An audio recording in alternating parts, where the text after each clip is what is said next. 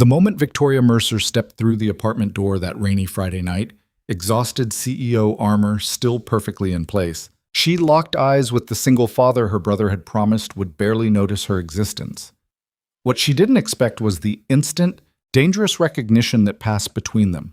Two people who'd spent years drowning in loneliness, finally seeing their own reflection staring back.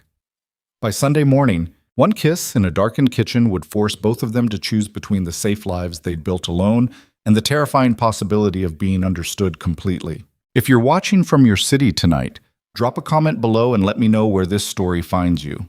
Hit that like button and stay with me until the end. Because what happened between Caleb and Victoria that weekend changed everything. Caleb Dawson stood in the kitchen doorway watching his daughter arrange her stuffed animals in a perfect semicircle on the living room carpet, her small voice narrating an elaborate storyline involving a bear, two rabbits, and some kind of interspecies peace treaty. Friday evening light filtered through the apartment windows, softer than usual because of the rain starting to gather in the clouds outside. "Dad, Mr. Buttons says he won't sign the treaty unless Princess Rabbit apologizes for stealing his honey. Sounds like Mr. Buttons has some legitimate grievances," Caleb said, leaning against the doorframe with his coffee mug. "Princess Rabbit should probably own that." Emma looked up at him with those serious brown eyes she'd inherited from her mother, the ones that still occasionally gutted him when they caught him off guard. But Princess Rabbit was hungry, and Mr. Buttons has so much honey. Isn't sharing important? Sharing's important, Caleb agreed, but so is asking first. She considered this with the gravity of a federal judge, then returned her attention to the diplomatic crisis unfolding on the carpet. Caleb smiled despite the exhaustion sitting heavy in his chest, the kind that had nothing to do with lack of sleep and everything to do with the last 3 years of his life. The breakup 2 weeks ago hadn't been dramatic. Jessica had sat across from him at the coffee shop near her office, perfectly composed, and explained that she didn't see a future with someone who came as a package deal. She'd used that exact phrase, package deal, like Emma was some kind of inconvenient bonus feature instead of the entire point of his existence. He'd nodded, said he understood, and walked back to his car before the anger hit. Not at Jessica. She'd been honest, at least. The anger was older than that, deeper. Anger at himself for thinking someone might actually want the life he had to offer. Anger at the universe for making single fatherhood feel like a criminal record he had to disclose on the first date. His phone buzzed on the counter. Ryan's name lit up the screen. "Hey man, weird favor. Victoria's in town for the weekend handling some family stuff. Can she crash at your place? I know it's last minute. We'll explain later." Caleb stared at the message for a long moment. Victoria. Ryan's younger sister, the one Ryan talked about maybe twice a year in tones that mixed pride with something more complicated. The tech CEO, who'd built some kind of software empire before she turned 30. The one whose face occasionally appeared in business magazines Ryan left lying around. He typed back, "Sure. When?" "Tonight. Like an hour. I owe you huge." Caleb set the phone down and looked around the apartment. It wasn't a disaster exactly, but it wasn't ready for company either. Emma's art supplies covered half the dining table. His own work laptop and scattered papers claimed the other half, and he was pretty sure there were at least 3 coffee mugs hiding in various locations around the living room. We're going to have a visitor tonight," he said, already moving toward the table to start clearing space. "Uncle Ryan's sister is staying with us for the weekend." Emma's head popped up. "The fancy one?" "I don't think Uncle Ryan called her fancy. He said she runs a big company and wears suits and talks to important people." "That doesn't mean fancy," Caleb said, though he was pretty sure it did mean exactly that. "It means she's busy." "Is she nice?" "I don't know, sweetheart. I've never met her." "Then how do you know she won't be mean?" Caleb gathered Emma's markers into their container, considering the question. "Uncle Ryan wouldn't send someone mean to stay with us." Emma looked unconvinced, but returned to her peace treaty negotiations. Caleb spent the next 45 minutes doing damage control on the apartment, shoving clutter into closets and wiping down surfaces with the frantic energy of someone who just remembered what adult company felt like. He put fresh sheets on the guest bed, cleared space in the bathroom cabinet, and made sure there were clean towels that didn't have cartoon characters on them. By the time the knock came, he'd worked himself into a low-grade anxiety about hosting a stranger. And not just any stranger, but someone who probably lived in a world of executive assistants and 5-star hotels and business class everything. He opened the door. The woman standing in the hallway looked like she'd stepped out of one of those magazines, all sharp lines and expensive fabric, dark hair pulled back in a way that probably had a technical name. Charcoal suit, minimal jewelry, black carry-on suitcase with wheels that didn't squeak. Professional armor, perfectly maintained. But it was her eyes that caught him. Tired, really tired. The kind of exhaustion that lived behind the bones and didn't show up in photographs. "Caleb?" she said. Her voice was lower than he'd expected, rougher around the edges. "Victoria, come in." He stepped aside, suddenly aware of how casual he looked in jeans and a faded Henley, barefoot in his own apartment like some kind of overgrown college student. She rolled the suitcase inside, taking in the space with a quick glance that felt more automatic than judgmental. "Ryan said you're doing him a favor. I appreciate it. I won't be in your way." "You're not in the way," Caleb said, closing the door. "It's just me and Emma, and she's pretty low maintenance." "Emma's your daughter?" "Yeah, she's 6. Currently negotiating a peace treaty between stuffed animals in the living room." Victoria's expression shifted slightly, something that might have been amusement or might have been surprise. "Sounds intense." "Geopolitics usually is." Emma appeared in the hallway then, still carrying Princess Rabbit, looking up at Victoria with open curiosity. "Are you the fancy one?" "Emma," Caleb said, his tone carrying a warning. But Victoria crouched down slightly, meeting Emma's eye level with unexpected ease. "I don't know if I'm fancy. Do I look fancy?" Emma studied her seriously. "You're wearing a suit," studied, "and your shoes are really shiny." "That's fair evidence," Victoria said. "But I also just spent 6 hours on a plane drinking bad coffee and reading contracts, which doesn't feel very fancy." What's a contract?" "Boring paperwork that adults have to sign when they make promises to each other." "Like a peace treaty?" Victoria smiled then, and it changed her whole face, cracked something open in the careful facade. "Exactly like a peace treaty." Emma seemed satisfied with this answer. "I'm Emma, that's my dad. This is Princess Rabbit." "Nice to meet all of you," Victoria said. She straightened up, and the professional armor slid back into place like a mask she'd momentarily forgotten to wear. "I should get out of your way. Ryan said the guest room is down the hall?" "Second door on the left," Caleb said. "Bathroom's next to it. Let me know if you need anything." She nodded and started toward the hallway, pulling her suitcase behind her with practiced efficiency. Caleb watched her go, trying to reconcile the exhausted woman who'd smiled at his daughter with the polished CEO exterior she wore like a uniform. Emma tugged on his hand. "She seems nice." "Yeah," Caleb said quietly. "Maybe she is."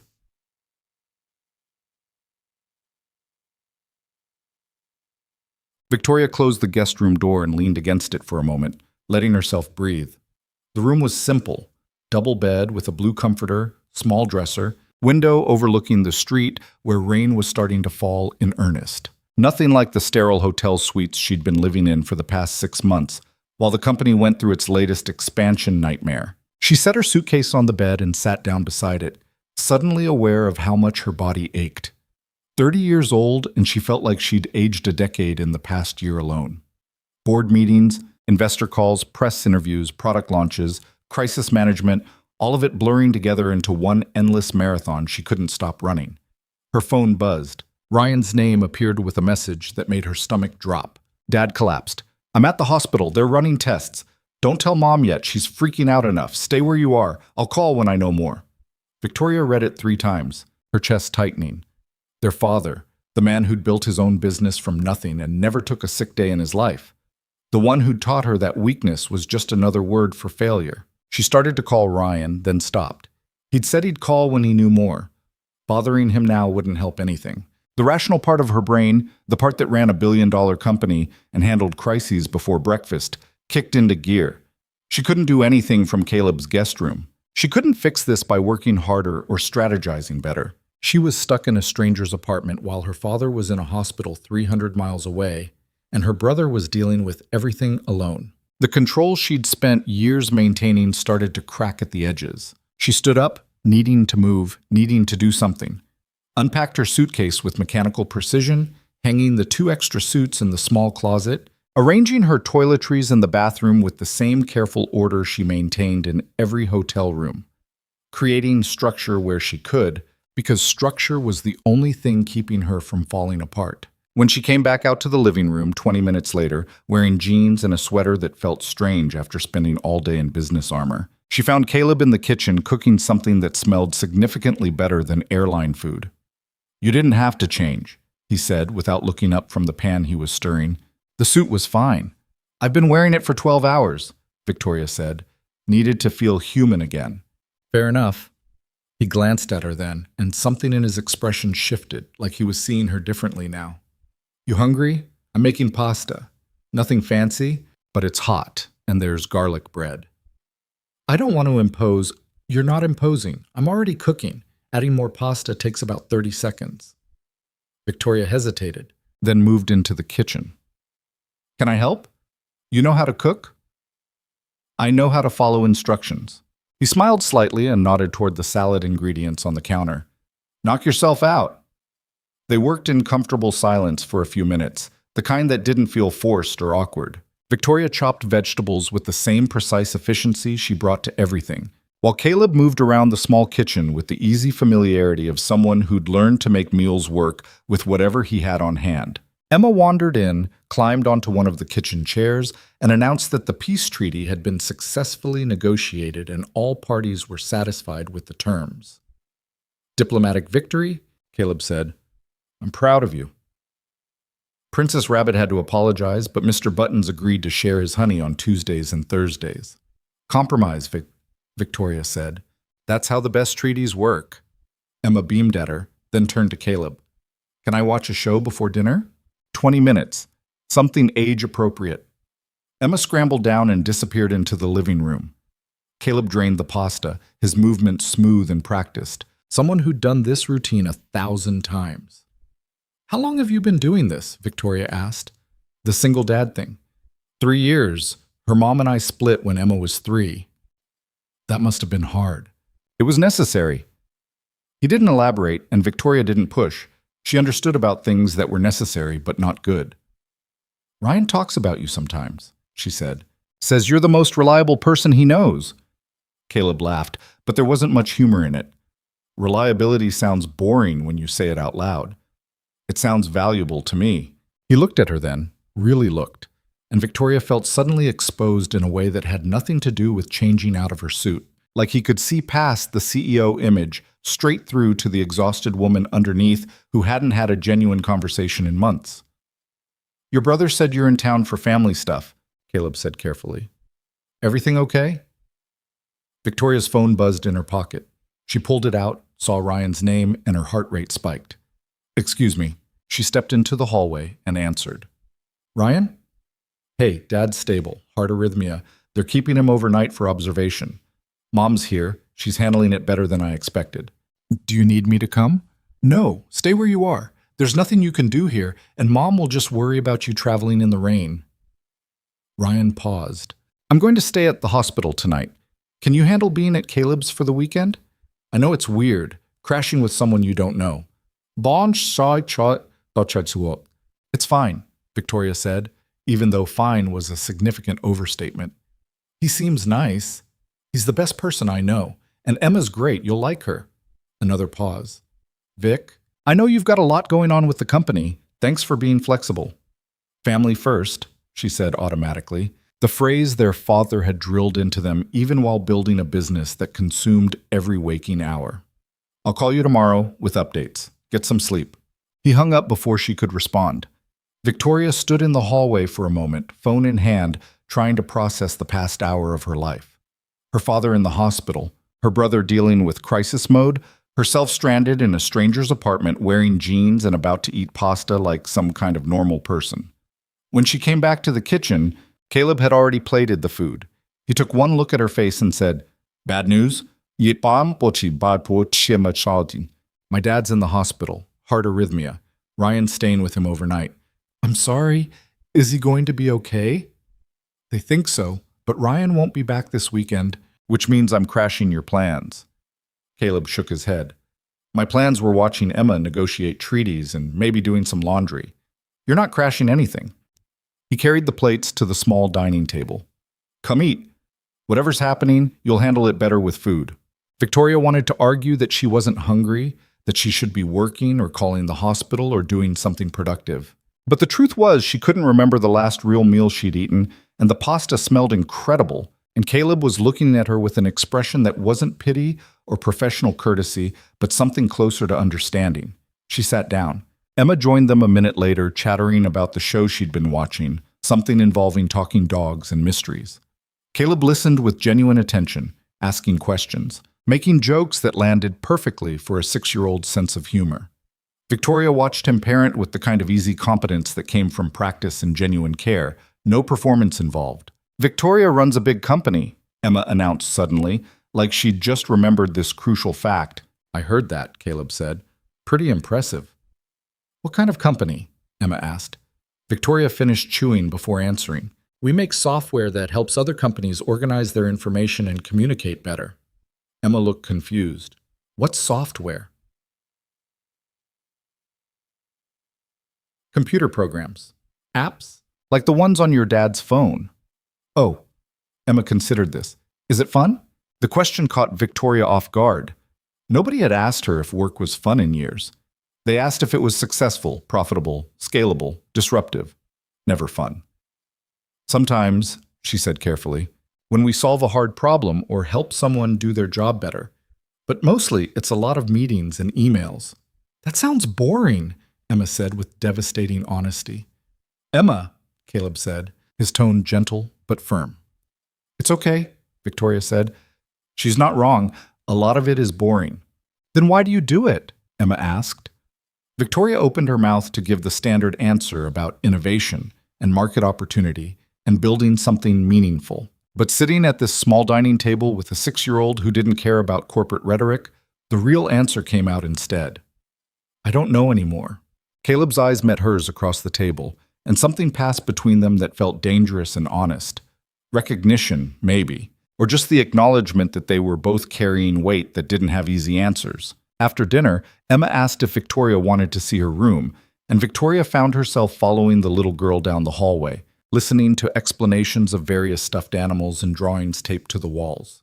The room was chaotic in the way kids' rooms are, full of color and creativity and the kind of mess that comes from actually living in a space instead of just occupying it.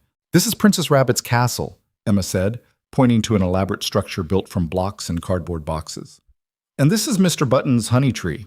Impressive architecture," Victoria said, meaning it. "Dad helped with the hard parts, but I did the decorating." "The decorating is the most important part." Emma smiled up at her, gap-toothed and genuine. "Do you have kids?" "No." "Do you want kids?"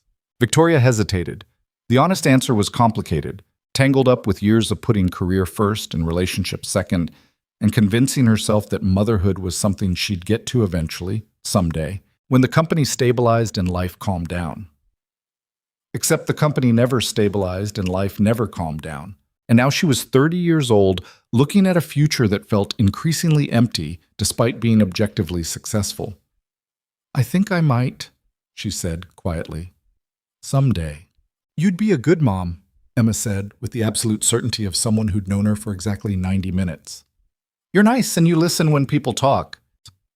Something in Victoria's chest cracked open, unexpected and sharp. She crouched down to Emma's level. "Thank you for saying that." "It's true," Emma said simply. Then, "Can you read me a bedtime story? Dad usually does it, but he won't mind sharing tonight." Victoria glanced toward the living room where Caleb was cleaning up from dinner. "I should ask your dad first." But when she found him in the kitchen loading the dishwasher, he just smiled and said, "She already recruited you, didn't she? Is that okay?" "Are you kidding? Getting someone else to handle bedtime routine is like finding a unicorn. Enjoy it while it lasts." So Victoria found herself sitting on the edge of Emma's bed 20 minutes later, reading a story about a dragon who was afraid of flying while Emma listened with drowsy attention. Caleb appeared in his doorway halfway through, leaning against the frame and watching with an expression Victoria couldn't quite read. By the time the dragon learned to trust its wings, Emma was fighting to keep her eyes open.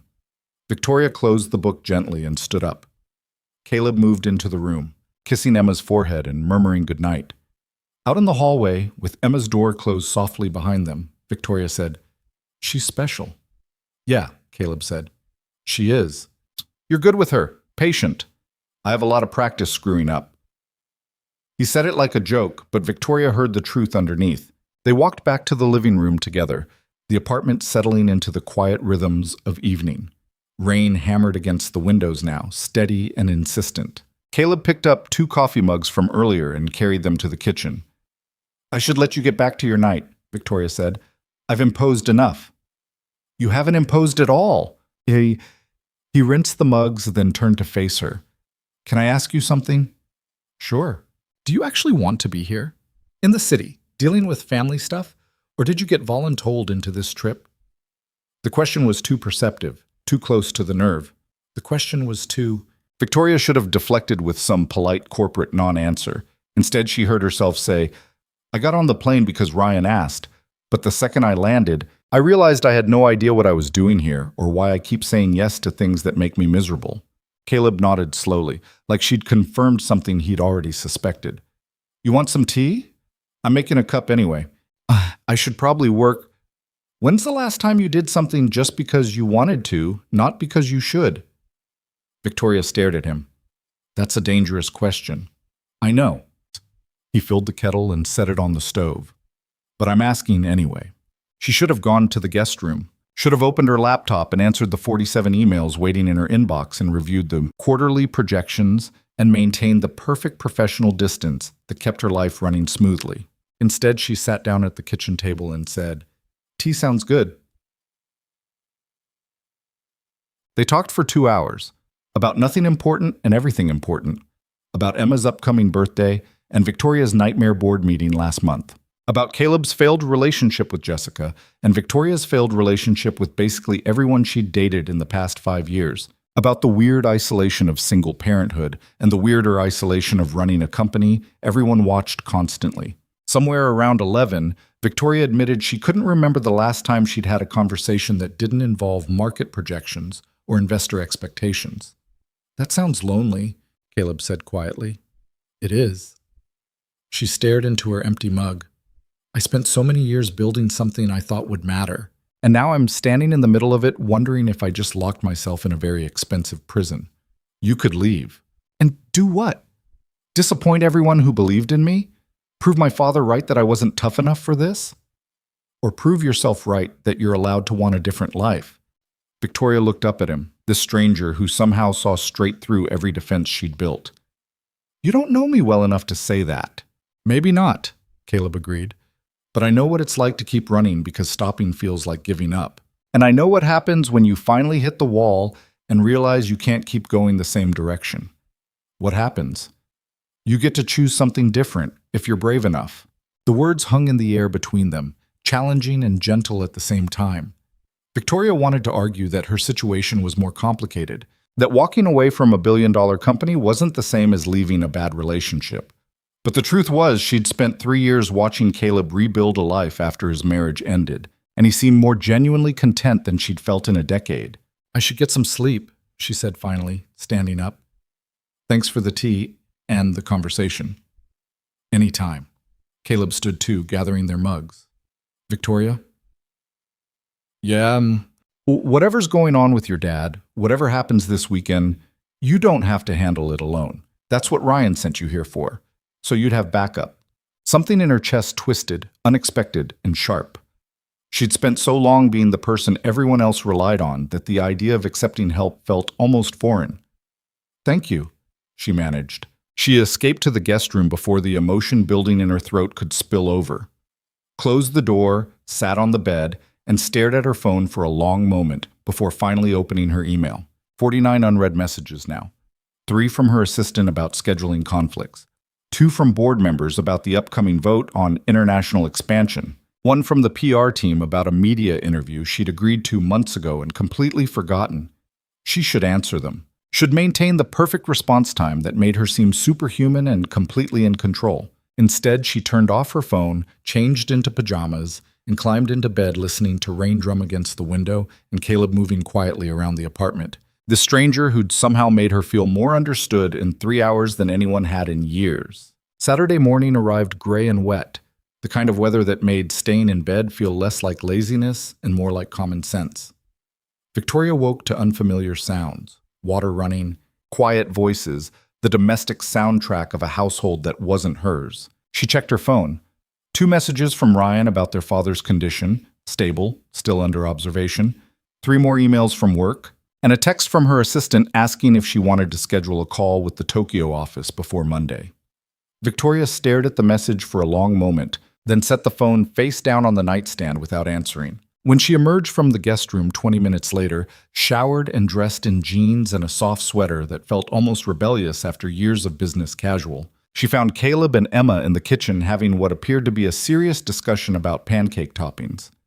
"Chocolate chips are a dessert, not a breakfast food," Caleb was saying. "But pancakes are basically cake," Emma argued, "and cake has chocolate. That logic is dangerous. Dad, you're being unreasonable." Victoria cleared her throat. They both turned, and Caleb's expression shifted into something that looked like pleasant surprise. "Morning," he said. "Coffee?" "Please."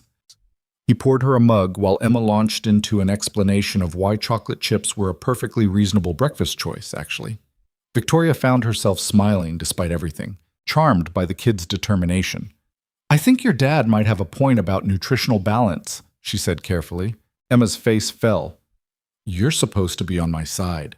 "I'm on the side of compromise. What if we did chocolate chips in half the pancakes?" Emma considered this. "That's fair." Caleb shot Victoria a grateful look and started pulling out ingredients. "You want to help? I'm apparently negotiating breakfast terms now." They fell into an easy rhythm. Caleb mixing batter while Victoria set the table and Emma provided running commentary on everything from the weather to the stuffed animal peace treaty's continued success. It felt weirdly normal, like they'd done this routine 100 times instead of just once. Halfway through breakfast, Victoria's phone rang. Her assistant's name flashed on the screen. "I should take this," she said apologetically. "Go ahead," Caleb said. "We'll save you some pancakes." Victoria stepped into the living room and answered. "Hey, Sarah." "Victoria, thank goodness. I've been trying to reach you all morning." Sarah's voice carried that particular tension that meant crisis mode was engaged. "The Tokyo office needs a decision on the server migration by Monday, and David's pushing to move the board vote up to next week instead of waiting until the end of the month." "Why is David pushing the vote?" "He says market conditions favor moving faster. But between you and me, I think he's worried about the quarterly numbers and wants to force a decision before people have time to see the full picture." Victoria pinched the bridge of her nose, feeling the familiar tension headache starting to build. "Tell him I'll review the data this weekend and make a call by Monday morning. He's going to want to talk to you directly. Then he can email me like everyone else. I'm dealing with a family emergency, Sarah. The company can survive 48 hours without me micromanaging every decision." Silence on the other end. Victoria realized she had never said anything like that before, never suggested that the company wasn't her first priority every second of every day. "Of course," Sarah said finally. "I'll handle David. Is everything okay? With your family?" "It will be. Thanks for managing things." Victoria hung up and stood for a moment in the quiet living room, listening to Emma's laughter floating from the kitchen.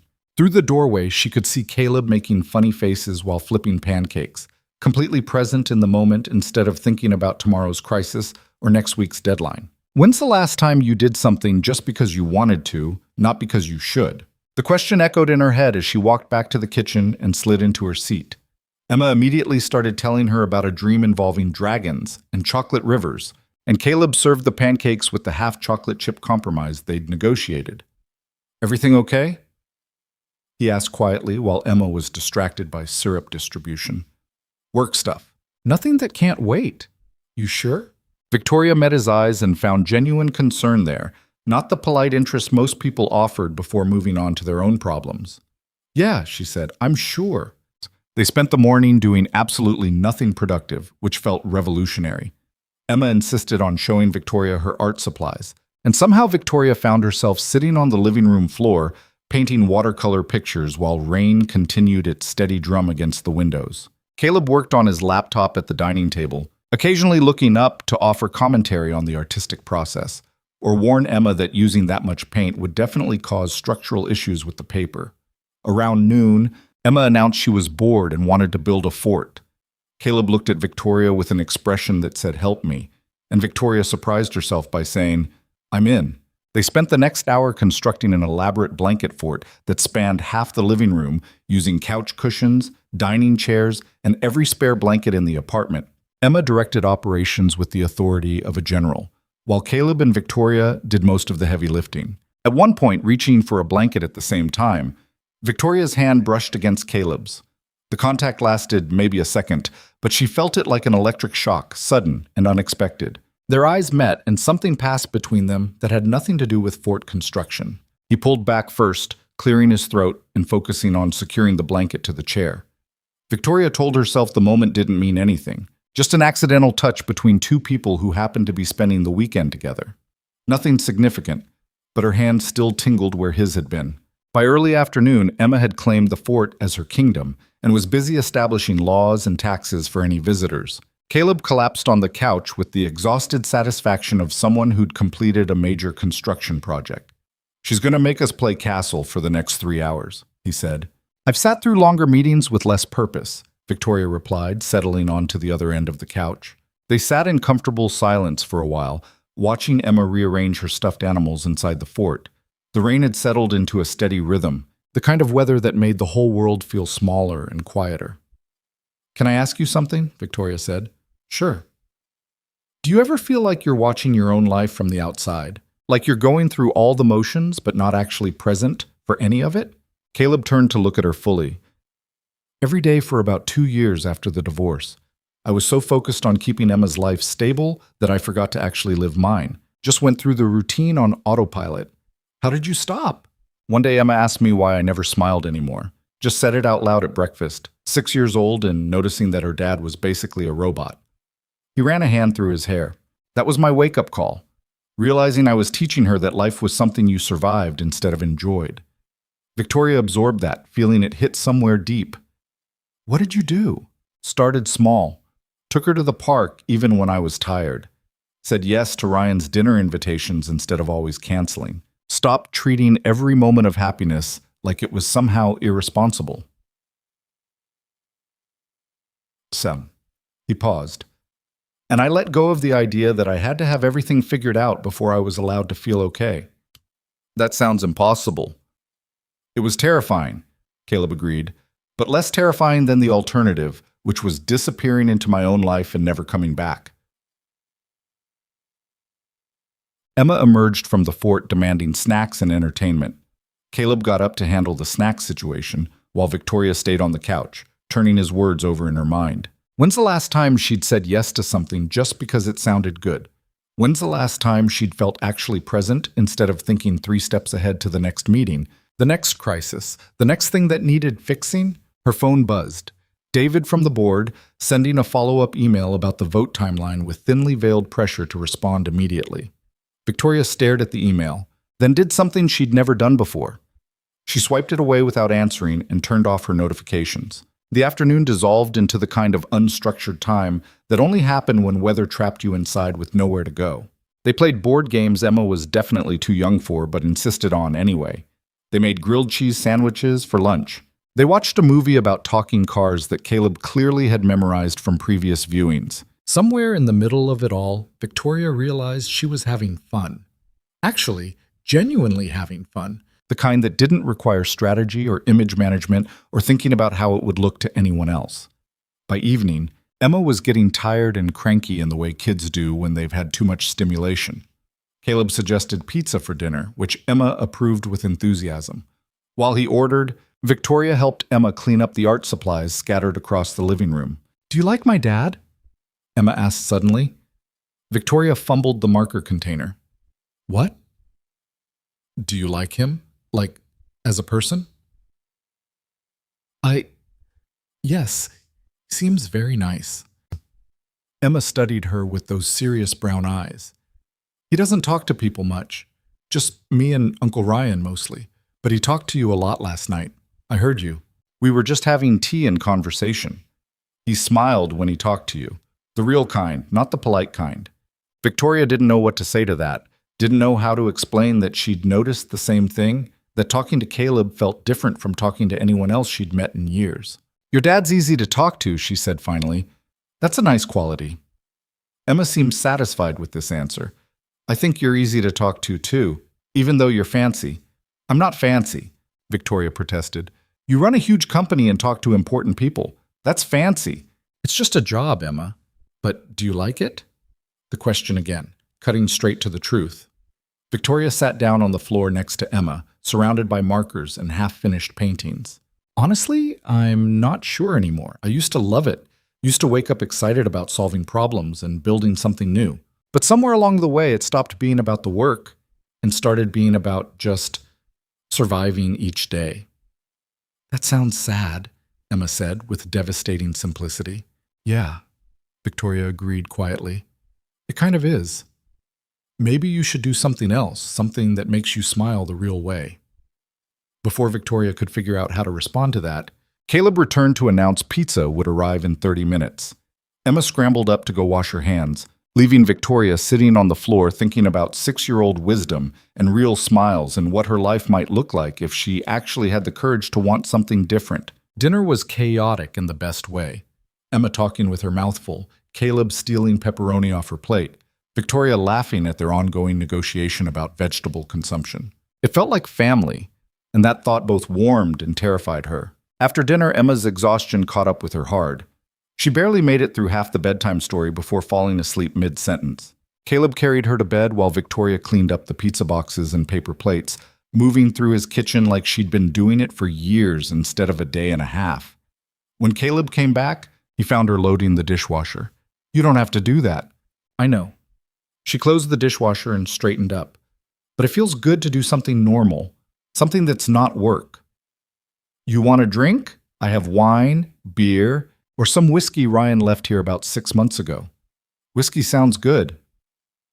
He poured 2 glasses and they migrated to the living room, settling onto opposite ends of the couch, with the blanket fort still taking up half the space. Outside, the rain had picked up again, drumming harder against the windows. Emma asked me if I liked you, Victoria said before she could think better of it. Caleb nearly choked on his whiskey. What did you say? That you seem very nice. Ouch! Nice is code for boring. No, Victoria said quickly.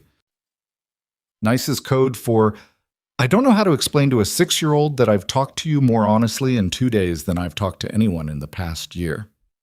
Caleb went very still. Victoria, I know this is weird. I know I'm your best friend's sister, and we barely know each other, and I'm leaving Sunday, and this whole situation is temporary. The words came faster now, like a dam breaking. But I can't remember the last time someone asked me real questions and actually listened to the answers. I can't remember the last time I felt like a person instead of a job title. You feel it too, Caleb said quietly. I thought maybe I was imagining it. Feel what? This. Whatever this is. He set down his glass. I've spent 3 years convinced nobody would want the complicated reality of my life.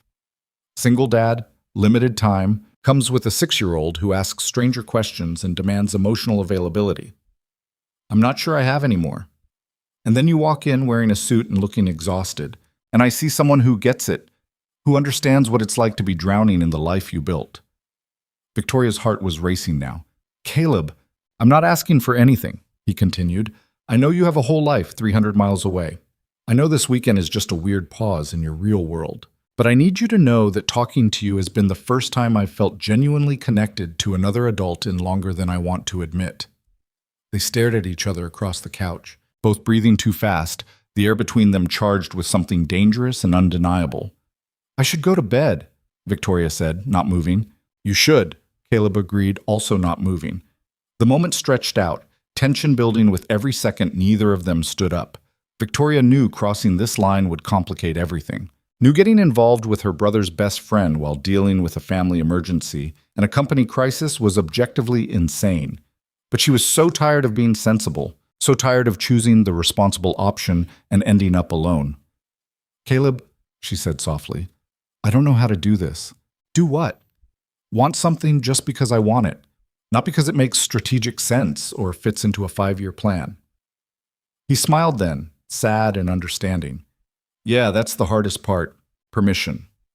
They sat there on opposite ends of the couch, the space between them feeling both infinite and impossible to maintain, both wanting to close the distance and terrified of what would happen if they did. Finally, Victoria forced herself to stand up. Good night, Caleb. Good night, Victoria. She made it halfway to the guest room before she stopped, turned back, and found him still sitting on the couch, watching her with an expression that made her chest tight. For what it's worth, she said, this weekend has been the first time I've felt like myself in longer than I can remember. Worth a lot, Caleb said quietly. Victoria escaped to the guest room and closed the door, leaning against it with her heart pounding like she'd just run a marathon. Her phone sat on the nightstand, notifications still off, 47 new emails waiting.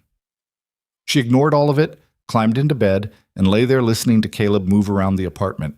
This man who'd somehow cracked her open in less than 48 hours and made her want things she'd convinced herself didn't matter. Tomorrow was Sunday. Tomorrow she'd have to start thinking about going home, about facing the company and the board vote and the reality of her actual life. But tonight, lying in the darkness with rain falling outside and connection still humming in her chest, she let herself imagine what it might feel like to stay. Sunday morning broke gray and heavy, the kind of dawn that felt more like an extension of night than actual daylight. Victoria woke to the sound of muffled voices beyond her door and the disorienting realization that she'd slept better than she had in months, dreamless and deep in a stranger's guest room while her entire life waited 300 miles away. She checked her phone out of habit. 73 emails now, 6 texts from Sarah about the board situation, 2 missed calls from David, 1 message from Ryan saying their father was being released from the hospital later today and asking if she was doing okay. She typed back a quick response, confirming she was fine, then sat staring at the screen trying to remember what fine actually felt like when it wasn't just a default answer to deflect follow-up questions. The apartment was quiet when she finally emerged, showered and dressed in the same jeans from yesterday because she'd only packed business clothes and hadn't planned on spending the weekend playing house with a single father and his 6-year-old. Caleb sat at the dining table with his laptop open, Emma still asleep, judging by the silence coming from her room. He looked up when Victoria appeared, and the expression that crossed his face made her stomach flip. Recognition mixed with something more complicated, the emotional hangover from last night's conversation still hanging between them. "Morning," he said quietly. "Coffee's fresh." "Thanks." She poured herself a mug and hovered awkwardly between the kitchen and dining area, suddenly unsure how to exist in this space after admitting things she probably shouldn't have. Emma still sleeping? Yeah, she was up late, probably another hour before the kingdom demands breakfast. He closed his laptop. "Victoria, about last night. We don't have to talk about it." "I think we probably should." Victoria sat down across from him, cradling the coffee mug like a shield. Outside, the rain had finally stopped, leaving the world looking washed clean and strangely fragile in the weak morning light. "I don't usually do that," she said. "Say things out loud that I'm barely willing to admit to myself. I know that's what made it matter. Caleb, I leave today. I go back to my actual life, and you stay here with yours, and this whole weekend becomes this weird bubble that didn't really count. Is that what you want?" His voice was careful, neutral. "For it not to count?" The honest answer sat in her throat, dangerous and terrifying. No, she didn't want it to not count. She wanted it to mean exactly as much as it felt like it meant, which was significantly more than 2 days should allow. "What I want isn't really the issue," she said instead. "I'm Ryan's sister. You're his best friend. I live and work 300 miles away running a company that's currently imploding in 7 different directions. You have a daughter who needs stability, not her dad getting complicated with someone who's barely in town for 48 hours. Those are all very logical reasons why this doesn't make sense. They are. They're also all external. I'm asking what you want, Victoria, not what's sensible or strategic or least likely to cause problems." She met his eyes across the table. She met, and the intensity there nearly undid her. "That's not a fair question." "Why not?" "Because I've spent 10 years making every decision based on what makes sense instead of what I want. And the one time I try to do something different, it's with the one person who's completely off limits." "I'm off limits?" Aren't you? Caleb leaned back in his chair, studying her with an expression she couldn't quite read. I spent 3 years convinced I was off limits. Too complicated, too much baggage, too damaged from the divorce to be anything other than Emma's dad. And then you showed up in a suit looking exhausted, and for the first time since my marriage ended, I felt like maybe I was allowed to be more than just functional. Caleb, I'm not asking you to blow up your life or make promises neither of us can keep, but I need you to know that this weekend mattered, that you matter, and pretending it didn't happen isn't going to make going back to normal any easier. Victoria's phone buzzed on the table. David's name flashed across the screen with another call she didn't want to answer. She declined it and looked back at Caleb. My normal is meetings and emails and board votes and pretending I have everything under control while slowly suffocating under the weight of expectations I created for myself, she said.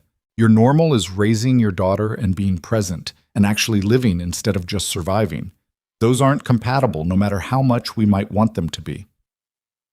Who says? Reality, geography, common sense. And if I said I don't care about any of that, Victoria's heart was hammering now, then I'd say you're not thinking clearly about what getting involved with me would actually mean.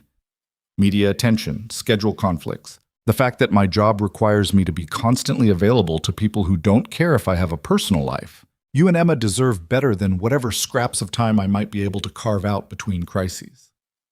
That's my decision to make, Caleb said quietly. Not yours. It's Emma's life, too. And Emma already likes you more than she's liked any woman I've introduced her to in 3 years, which isn't many because I gave up trying after the third person who looked at her like an inconvenience instead of a whole person. Victoria felt something crack in her chest. She's extraordinary. She is. And she sees things adults miss because we're too busy overthinking. Last night she told me you have sad eyes, but a real smile, and that meant you were someone worth knowing. 6-year-old wisdom, usually the most accurate kind. They sat there in the quiet morning kitchen, the conversation circling around everything neither of them knew how to say directly. Victoria wanted to reach across the table and touch his hand, wanted to close the distance and stop thinking about consequences for 5 minutes. But the weight of reality pressed down hard, all the reasons this couldn't work stacking up like evidence in a case she was losing, despite being objectively right. Emma's door opened down the hall. Small footsteps padded toward the kitchen, and then she appeared in pajamas covered with planets and stars, hair sticking up in directions that defied physics. Is it breakfast time? She asked, rubbing her eyes. It can be, Caleb said, the shift in his tone immediate and complete. Dad mode engaged, the complicated conversation shelved. What sounds good? Waffles with strawberries and whipped cream. That's a lot of demands for someone who just woke up. You said Sunday breakfast could be special. I did say that. Caleb stood up, moving to the kitchen with practiced efficiency. Victoria, you hungry? I can help, she offered, grateful for the distraction.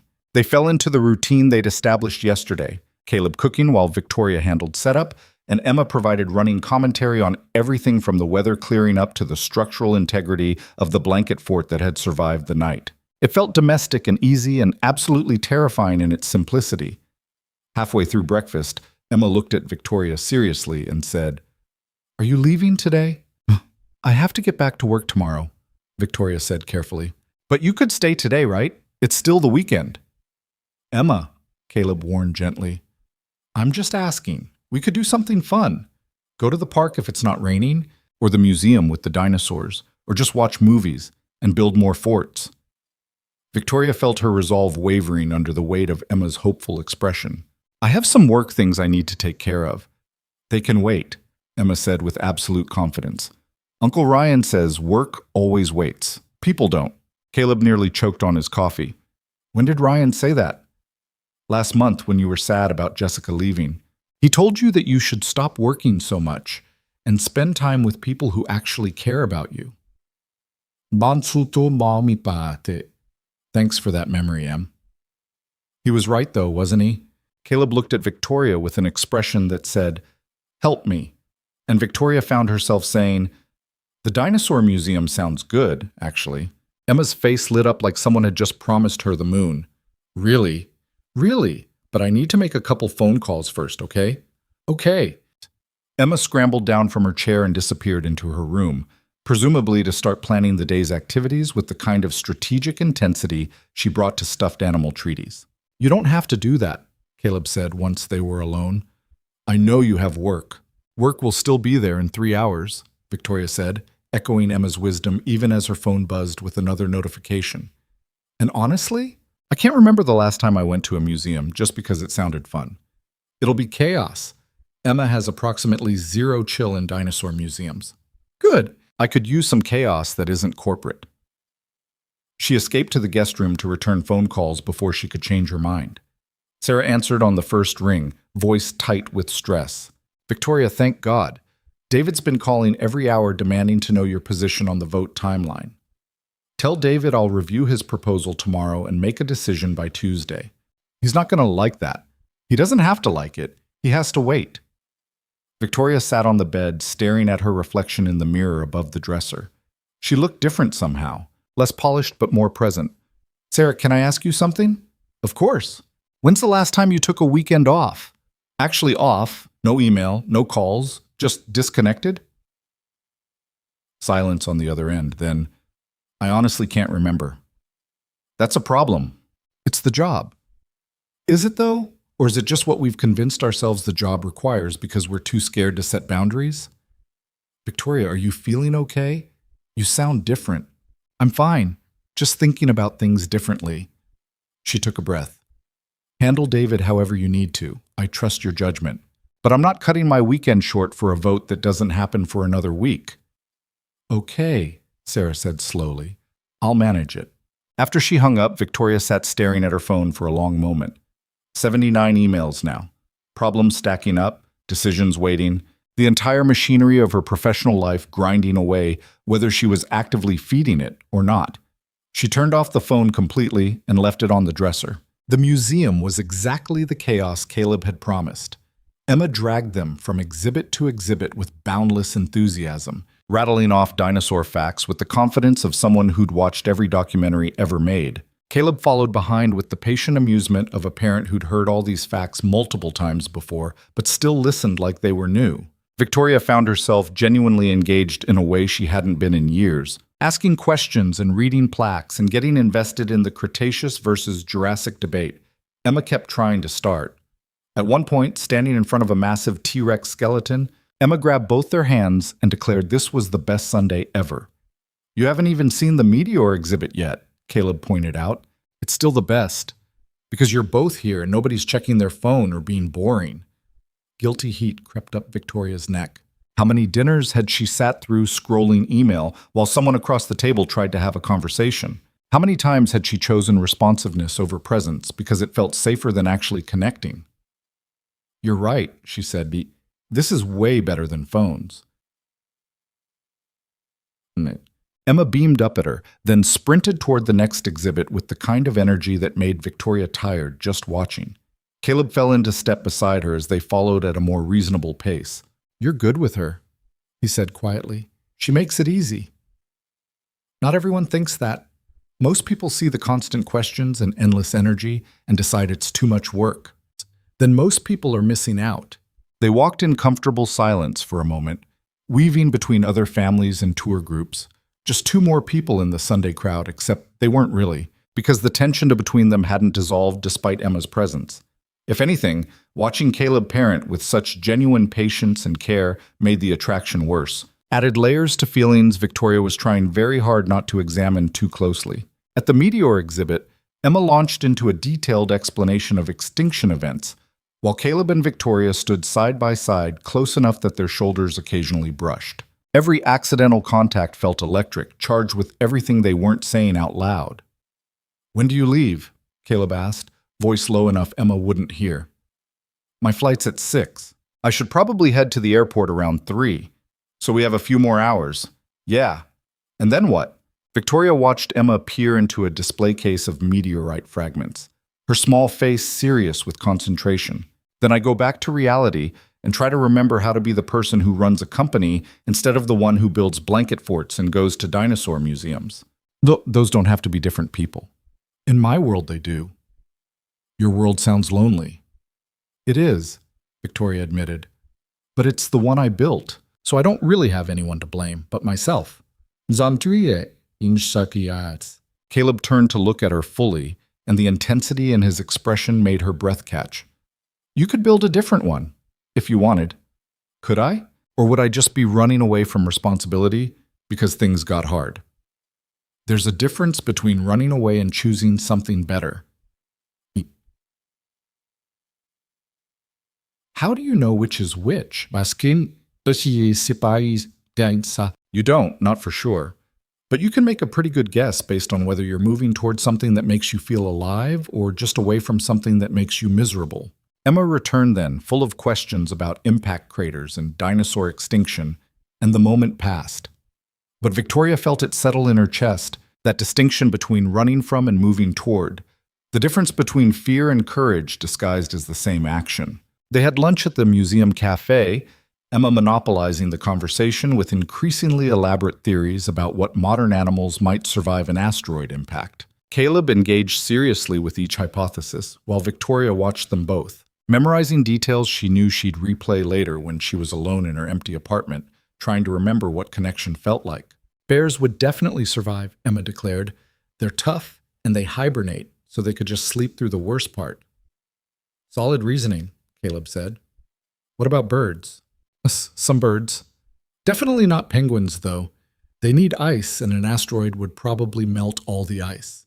You've really thought this through. I think about important things, Dad. You really do.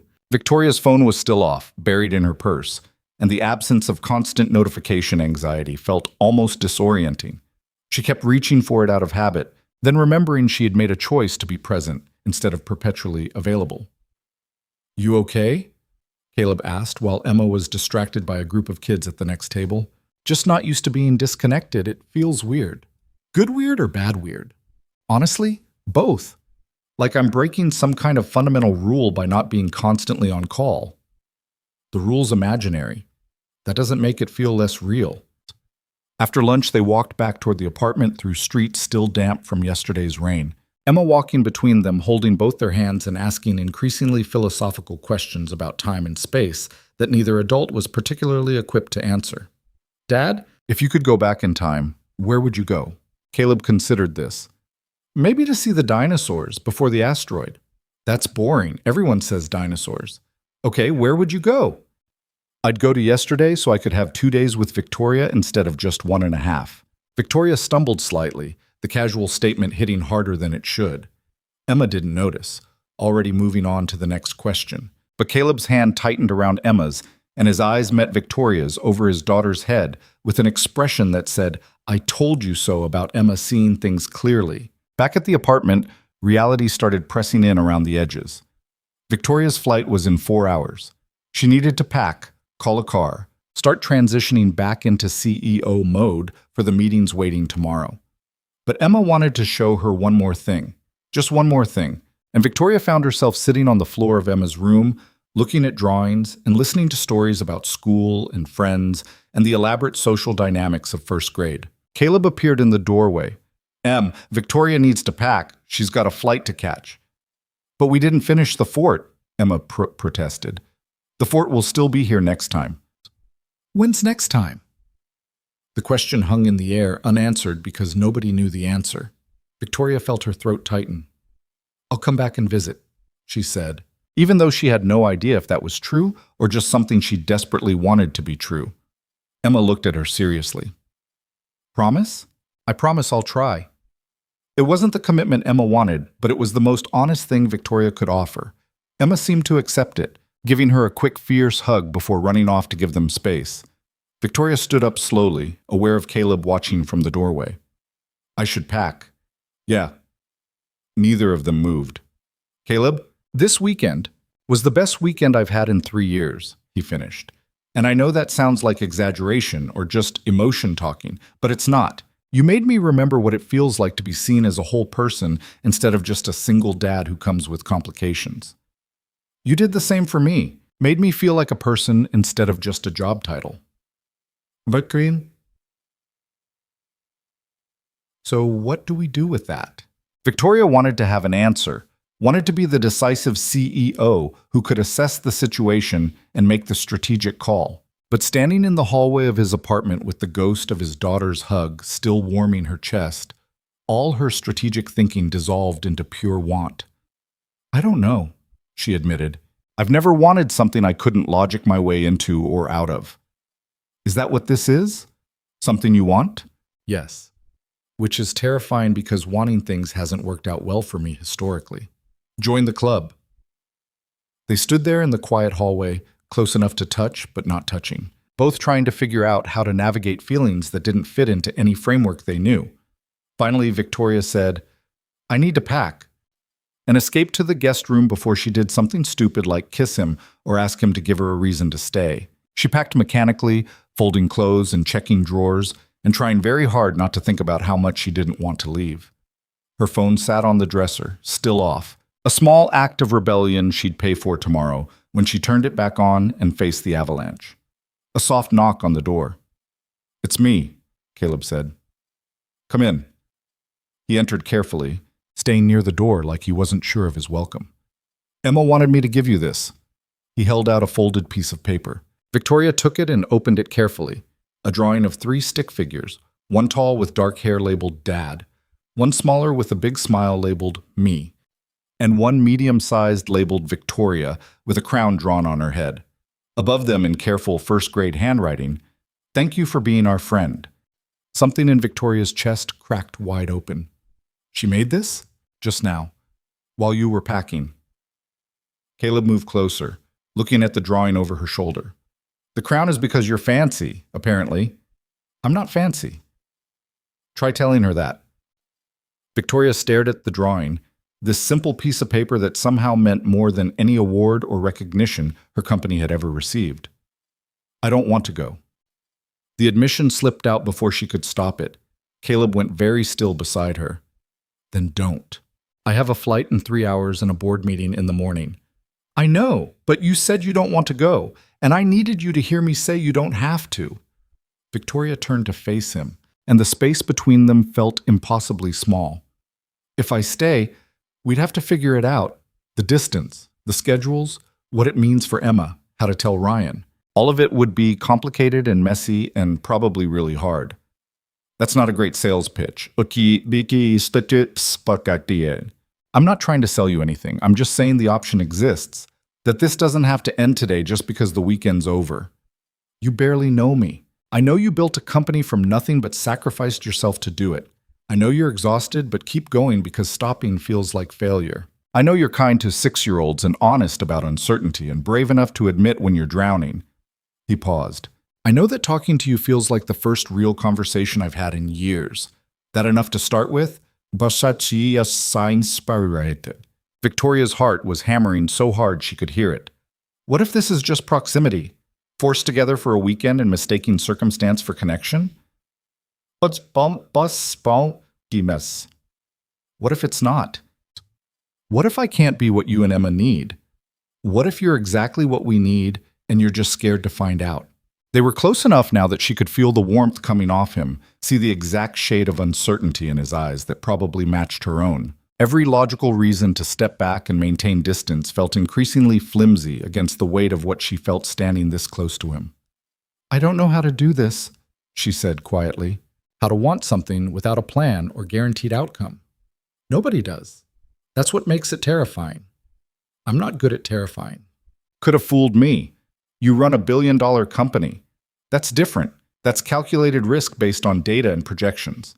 This is just chaos. The best things usually are." Victoria looked up at him, this man who'd somehow become essential in less than 72 hours, who saw through every defense she'd built and liked what he found underneath anyway.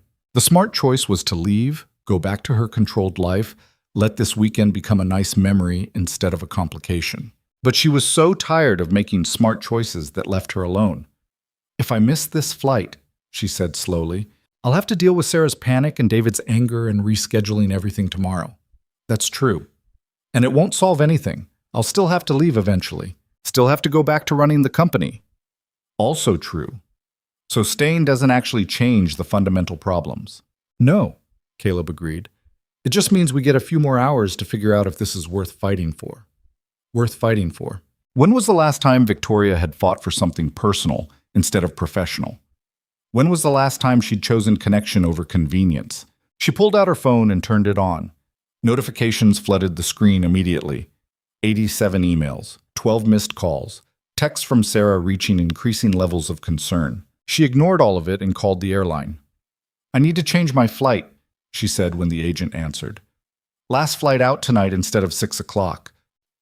Caleb's expression shifted into something that looked like hope mixed with fear, and Victoria felt it echo in her own chest. After she hung up, they stood there in the guest room, surrounded by her packed suitcase and the weight of the decision she'd just made. "I bought us 4 more hours," she said. "That's not a solution. It's a start." "Caleb, I don't want to hurt Emma, or you, or Ryan when he finds out his sister and best friend have been—" She gestured vaguely between them. "Whatever this is. So we're careful. We take it slow. We figure it out as we go instead of having everything planned perfectly. I'm not good at slow or unplanned." "I know, but maybe that's exactly what you need." Emma's voice called from the living room, asking if Victoria was leaving yet, and the spell broke slightly. Caleb stepped back, giving her space, his expression careful. "You don't have to decide everything right now," he said quietly. "You just have to decide if you want to try." Victoria looked at the drawing still clutched in her hand, 3 stick figures under a carefully crayoned sun. "Yeah," she said, "I want to try." The smile that crossed Caleb's face made her decision feel worth every complication it would cause. They spent the next few hours doing nothing particularly special, playing cards with Emma, making dinner together, watching the sunset from the apartment windows as the sky cleared for the first time all weekend. But every moment felt significant, weighted with the knowledge that Victoria had chosen to stay instead of running back to safety. Around 8, after Emma had been coaxed into bed with promises that Victoria would really visit again soon, Caleb and Victoria ended up back on the couch, with the blanket fort still partially constructed around them. "I should probably ask," Victoria said, "what this actually is, what we're doing." "Honestly, I have no idea. That's not reassuring. Would you prefer I pretend to have it all figured out?" "No," Victoria admitted. "I've dated enough men who had everything figured out and turned out to be completely wrong." "Barry, what's your track record with men who admit they're making it up as they go?" "Non-existent. You'd be the first." "I'm honored," Caleb said dryly. "Look, I don't know what the smart play is here. I don't know how we make distance work, or when I'd even have time to visit you, or how to explain to Emma that I'm seeing someone who lives 300 miles away. I just know that I haven't felt this connected to anyone since before my marriage fell apart, and the idea of letting you walk away without trying feels like giving up on something before it even starts." Di-popotitam. Victoria turned to face him fully on the couch. "I'm going to be terrible at this. I'm going to get buried in work and forget to call and cancel plans because some crisis comes up. I'm going to prioritize the company over personal time because that's what I've trained myself to do for a decade." "Okay, that doesn't bother you?" "Of course it bothers me. But I'd rather deal with occasional cancellations and missed calls with someone I actually care about than have perfect availability with someone I'm just going through motions with." "You say that now." "I mean it now. Ask me again in 3 months and we'll see if I still do. But right now, I'm willing to try messy and complicated if it means not being alone anymore." Victoria felt tears prickling at the corners of her eyes, unexpected and unwelcome. "I don't cry," she said. "I haven't cried in years." "You don't have to now." "No, I mean," she wiped at her eyes roughly. "I spent so long being tough and controlled that I forgot how to just feel things without analyzing them to death. And then you and Emma show up and crack me wide open in one weekend, and I don't know how to process that." Caleb reached over slowly, giving her time to pull away, and took her hand. "You don't have to process it. You just have to let it be real." They sat there holding hands on the couch like teenagers, neither quite brave enough to move closer, but neither willing to let go either. Outside, the city moved through its Sunday night rhythms, people returning to normal after weekend breaks, preparing for Monday's return to routine. "I need to tell you something," Victoria said, "and you're probably going to think it's crazy. Try me. I've been running this company for 8 years. Built it from an idea into something that matters, made my father proud, Prove to everyone who doubted me that I could do it. She paused. And sitting here with you right now feels more significant than any of that. More real than anything I've accomplished professionally. That's not crazy, isn't it? Throwing away years of work for feelings I've had for less than 3 days? Who said anything about throwing away? You can have both. Can I? Because from where I'm sitting, it feels like I have to choose between the life I built and the one I might want instead. Caleb squeezed her hand gently. What if you're creating a false choice? What if you can keep the company but change how you relate to it? Work to live instead of living to work. You make it sound simple. It's not. It's probably the hardest thing you'll ever do. But simple and hard aren't the same thing. Victoria's phone buzzed on the coffee table. Sarah's name flashing across the screen with what was probably the 15th follow-up about tomorrow's schedule. She declined the call without looking at it. That's progress, Caleb said. Or denial. I'm going with progress. They talked until nearly 11, about everything and nothing, circling around the big questions neither quite knew how to answer. Finally, Caleb said, You should probably get some sleep. Your flight's early. I don't want to sleep. I want to stay awake and make these last few hours last longer. They'll still be here in the morning. Will they? Or will I wake up and realize this whole weekend was just exhaustion and proximity and temporary insanity? Caleb stood up, pulling her gently to her feet. Only one way to find out. They stood there in the dim living room, close enough that Victoria could count his heartbeat, both of them terrified and hopeful in equal measure. Caleb, she said softly. Yeah? Thank you. For seeing me. For making this weekend mean something. Thank you for staying. For giving this a chance. The space between them felt charged, electric with possibility and terror. Victoria knew if she closed the distance now, if she kissed him the way every part of her wanted to, it would change everything. Make this real in a way that couldn't be rationalized away or dismissed as just a nice weekend. She closed the distance. The kiss was soft at first, tentative, both of them testing whether this feeling was real or just imagination. But the second their lips met, something clicked into place with terrifying clarity. This was real. The connection, the chemistry, the sense of finally being understood, all of it real and undeniable and absolutely worth every complication it would cause. When they finally pulled apart, both breathing hard, Caleb rested his forehead against hers. Okay, he said. That was, yeah. We should probably stop before this goes somewhere we're not ready for. Exactly. Neither of them moved. I don't want to stop, Victoria admitted. I know, but Emma's down the hall and you're leaving in 8 hours, and we need to actually think about what we're doing before we make it impossible to pretend this is casual. Right. Victoria stepped back reluctantly, her whole body protesting the distance. You're right. We should be smart about this. I hate being smart. Join the club. They stood there in charged silence for another moment before Caleb said, I should let you sleep. And Victoria nodded, even though sleep was the last thing she wanted. At the guest room door, he stopped. Victoria? Yeah? This isn't temporary insanity, just so you know. How can you be sure? Because I've been looking for someone who understands what it's like to carry weight alone, and I found her. That's not confusion or proximity. That's just luck. Victoria didn't trust herself to respond without crying or kissing him again, so she just nodded and slipped into the guest room before her resolve cracked completely. She lay awake for hours, staring at the ceiling, trying to figure out how to fit this new reality into the life waiting for her back home. Her phone sat silent on the nightstand, notifications muted, the corporate crisis temporarily held at bay. Tomorrow she'd have to turn it back on, face the consequences of disconnecting, rebuild the walls that kept her professional life functioning. But tonight, lying in the darkness with the memory of Caleb's kiss still tingling on her lips, she let herself imagine what it might look like to choose differently, to build a life that included both professional success and personal connection, work that mattered, and people who made it worth doing. The answer didn't come, but for the first time in years, she felt brave enough to ask the question. Morning arrived too quickly, gray light filtering through the guest room curtains while Victoria's alarm buzzed with aggressive cheerfulness at 5:30. She silenced it and lay there for a moment, staring at the ceiling, trying to reconcile the person who'd kissed Caleb last night with the CEO, who had a board meeting in 6 hours. Her phone sat on the nightstand like an accusation. She'd have to turn it back on eventually, face the digital avalanche waiting.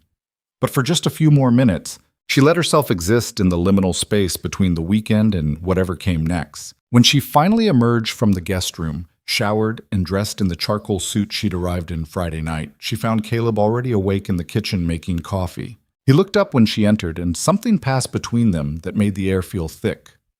"You're up early," she said. "Wanted to say goodbye properly, not just wave from the door while you rush to catch a car." He poured her a mug and slid it across the counter. "How'd you sleep?" "Barely. You?" "About the same." They stood on opposite sides of the kitchen counter, the physical distance feeling symbolic of everything they hadn't figured out yet. Victoria wrapped her hands around the warm mug, needing something to do with them besides reach for him. "I've been thinking," Caleb said carefully, "about what happens next. And I don't have answers, but I do have questions, if you're willing to hear them." Victoria nodded, her stomach knotting with anxiety. "What does trying actually look like for you?" he asked. "Because I need to know if we're talking about occasional phone calls when you have time, or something more than that." The question was fair and terrifying. Victoria set down her coffee mug.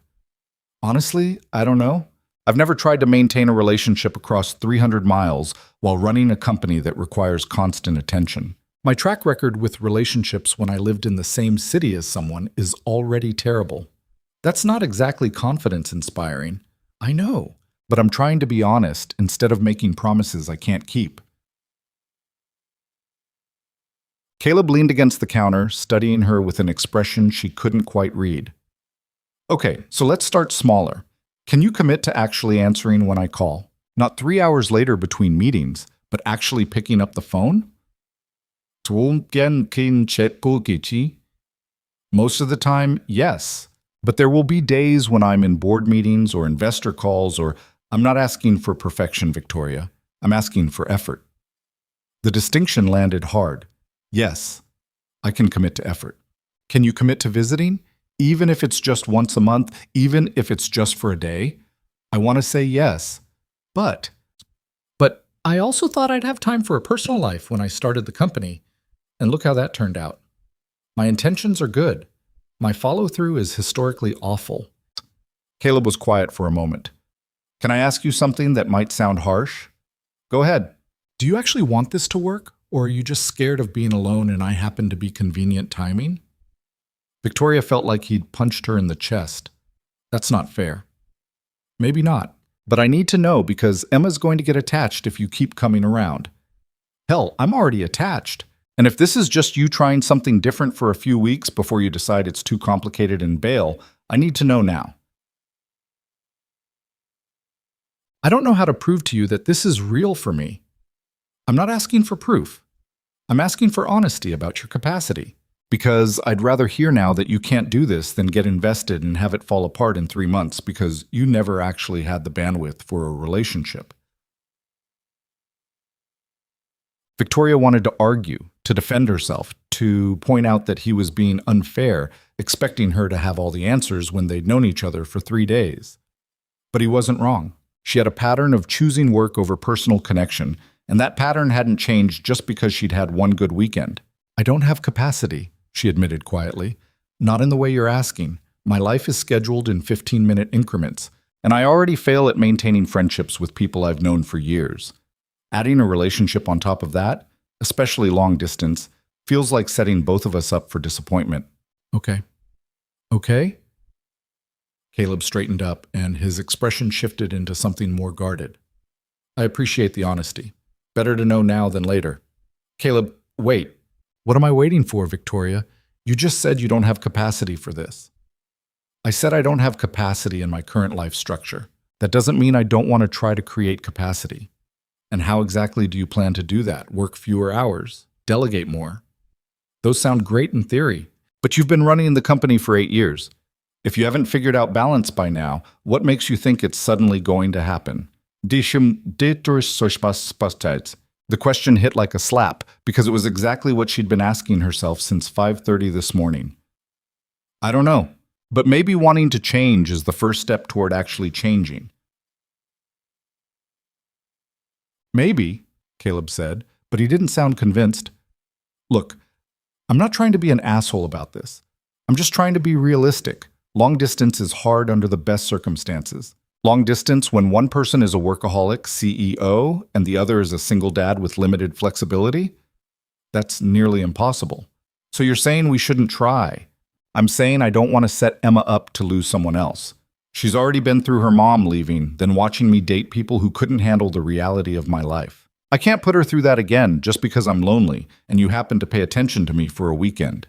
Victoria felt tears threatening again, angry and frustrated and hurt all at once. That's not what this is, isn't it? Be honest. If you weren't exhausted and burned out and desperately lonely, would you even be considering this? Or would you have smiled politely, left Sunday afternoon, and never thought about me again? That's not fair. Maybe not, but it's the question I keep asking myself. They stood there in tense silence, the coffee growing cold between them, all the hope from last night curdling into something defensive and painful. I should go, Victoria said finally. My car's probably waiting. Victoria urged, no, you're right. We're trying to force something that doesn't fit into reality, and pretending it might work is just going to hurt everyone involved. She turned to leave, but Caleb caught her wrist gently. Wait, just wait. Victoria stopped but didn't turn around, didn't trust herself to look at him without completely falling apart. I don't want you to go like this, he said quietly. Not angry. I'm not angry. I'm just realistic, like you asked me to be. Bullshit. You're hurt and I'm hurt. And we're both scared, so we're lashing out instead of actually talking about what's happening here. Victoria turned slowly to face him. What is happening here, Caleb? Because from where I'm standing, you just spent 5 minutes explaining all the reasons this won't work. I spent 5 minutes asking if you're actually capable of making it work. There's a difference. And I told you I don't know, which apparently isn't good enough. It's not about good enough. Then what is it about? Because I'm trying to be honest about my limitations instead of making promises I might break, and you're treating that like I've already given up. Caleb ran his hand through his hair, frustration evident in every line of his body. I'm treating it like someone who's been disappointed before and doesn't want to go through it again. Well, join the club. You think you're the only one who's been hurt? I think you use work as armor, so you never have to risk being hurt in the first place. The accusation hung in the air between them, cutting and accurate and absolutely infuriating because he'd known her for 3 days and somehow saw straight through defenses it had taken her a decade to build. You don't know me well enough to say that, she said, voice tight. Don't I? You admitted yourself that you've been running so hard you forgot what you were running toward. That sounds like someone avoiding something, not just pursuing success. And you're so much better. Hiding behind single fatherhood like it's a noble excuse for never putting yourself out there? That's different, is it? Or are we both just scared and using our responsibilities as shields? The words landed hard. Caleb stepped back like she'd hit him, and Victoria immediately regretted saying it even though she'd meant every word. I'm sorry, she said. That was true, Caleb finished. Probably true. But at least I'm scared of something specific. You're scared of everything that isn't work. Her phone buzzed in her purse.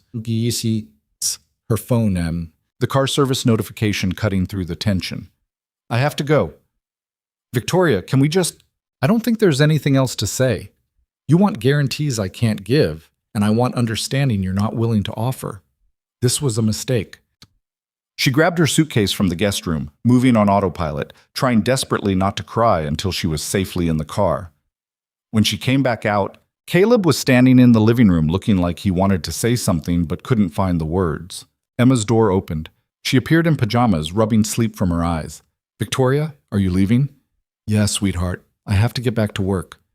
But you said you'd visit again. Victoria crouched down to Emma's level, forcing a smile that felt like it might crack her face open. I'll try my best, okay? That's what adults say when they mean no. The observation was devastating in its accuracy. Victoria pulled Emma into a hug, breathing in the scent of children's shampoo and hoping the kid couldn't feel her heart breaking. You're pretty smart for 6 years old, she managed. I know, Emma said matter-of-factly. Then, Quieter. I'm going to miss you. I'll miss you too. When Victoria stood up, Caleb was still watching from across the room. She wanted to say something, to fix the mess they'd made of the morning, but her throat felt too tight and her car was waiting, and staying longer would only make everything worse. Take care of yourself, she said, the words inadequate for everything she actually felt. You too. She left before either of them could say anything else that might make leaving impossible. The ride to the airport was a blur of city streets and mounting panic as she finally turned her phone back on and watched the notifications flood in. 112 emails, 23 missed calls, texts from Sarah escalating from concerned to frantic to professionally worried. She called Sarah first. Victoria, thank God. I was about to file a missing persons report. I'm fine. Just had my phone off for the weekend. What's the emergency? David moved the board vote to tomorrow instead of waiting until next week. He's claiming market timing requires immediate action, but everyone knows it's a power play. He wants to force a decision before you've had time to build opposition. Victoria closed her eyes, exhaustion and heartbreak giving way to the familiar rush of corporate battle mode. What's our position's strength? Shaky. 3 board members are firmly on your side, 3 are firmly with David, and 2 are still undecided. If you can get both undecideds, we maintain control. But if David gets even 1, he has the majority to push through his expansion timeline. Who are the undecideds? Margaret Chen and Robert Walsh. Margaret's concerned about sustainability. Robert's worried about overextension. Both valid concerns, honestly. Victoria's mind was already running scenarios, calculating approaches, shifting back into the strategic thinking that had defined her professional life for 8 years. The pain from the fight with Caleb got shoved into a mental box labeled deal with later, because this was what she did. This was who she was. Set up calls with both of them for this afternoon. I'll be back in the office by noon. Already done. Margaret at 2, Robert at 4. Victoria, are you sure you're okay? You sound different. I'm fine, just a long weekend. I'll see you in a few hours. She hung up and stared out the window, watching the city slide past, trying to remember why any of this mattered. The board vote, the expansion timeline, the endless jockeying for position and power. It had all seemed so important Friday morning when she'd boarded the plane. Now it just felt exhausting. Her phone rang. Ryan's name appeared on the screen. Hey, she answered. Hey yourself, how was the weekend? Caleb didn't drive you crazy, did he? Victoria's chest tightened. No, he was great. Really hospitable. Good. I felt bad sticking you there on such short notice, but I figured better his place than a hotel. Emma probably talked your ear off. She's wonderful. She is. Caleb's done an amazing job with her, especially considering he's doing it solo. Ryan paused. Dad's home, by the way. Cardiologist says it was just stress-induced arrhythmia, nothing structural. He needs to slow down, which he's already complaining about.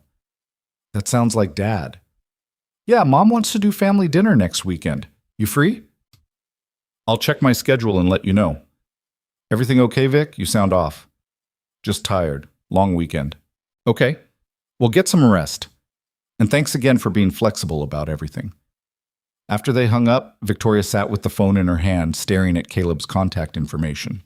She should probably text him, apologize for how she'd left things, try to salvage something from the wreckage of their fight. But what would she even say? Sorry for being honest about my limitations?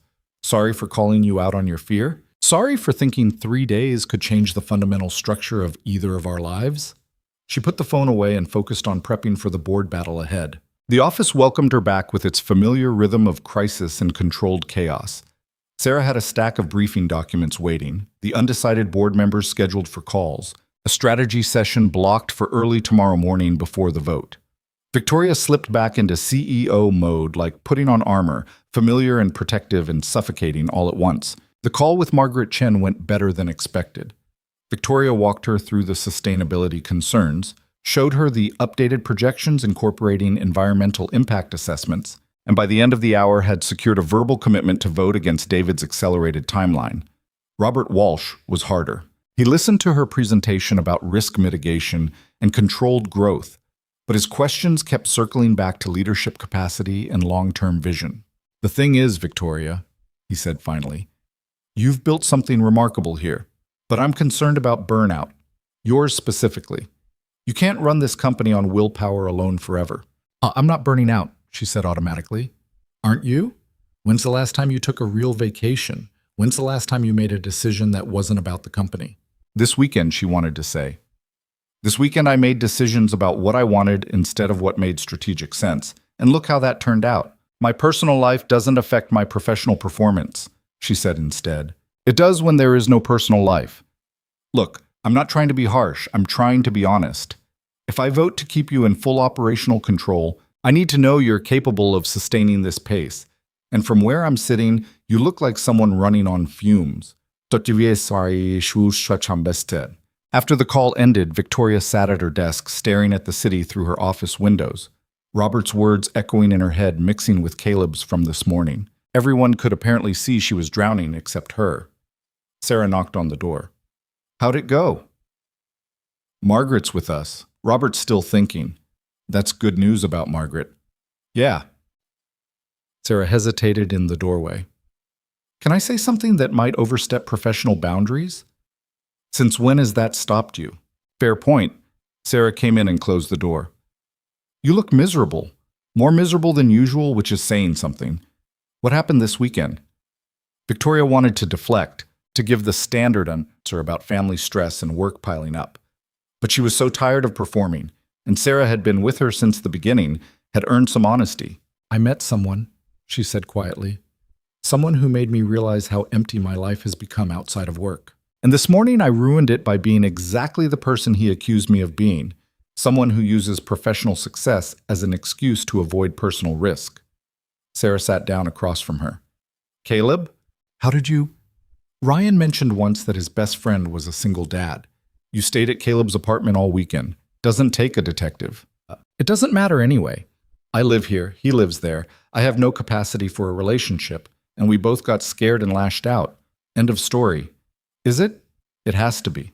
I have a company to run, and a board vote to win, and approximately 17 fires to put out before tomorrow morning. I don't have time for complicated feelings about someone I spent 3 days with. Victoria, Sarah said gently, I've worked for you for 6 years.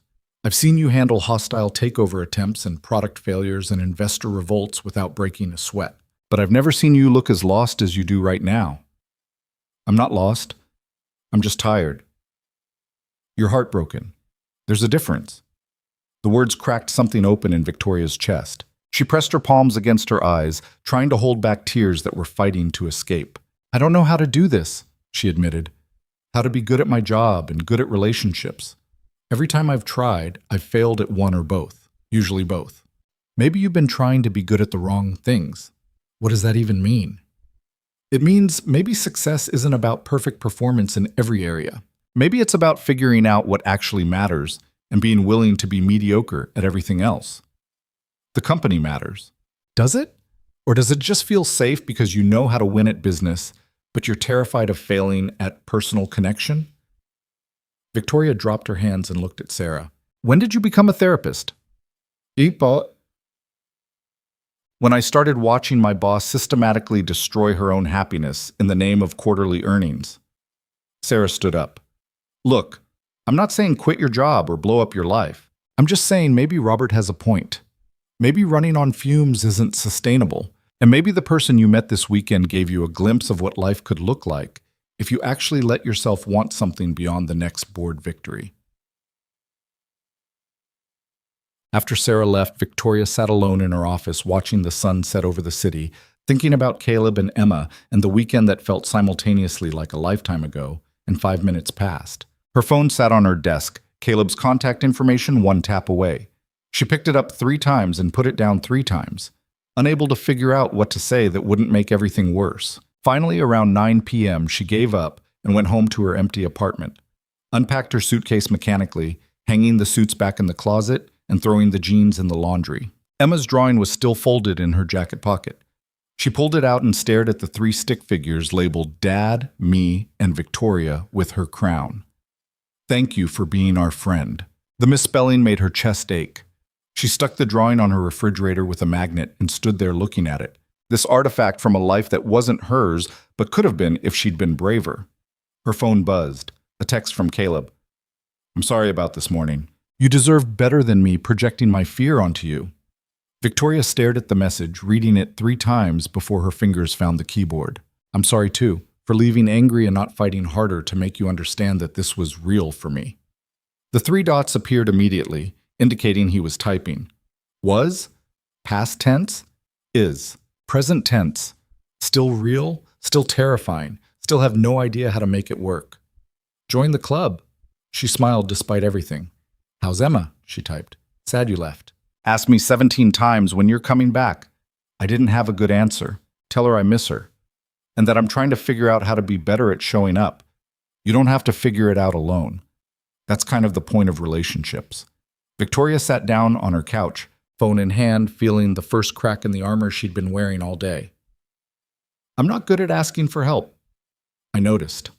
I'm not good at trusting people won't leave. Maybe we can be bad at things together.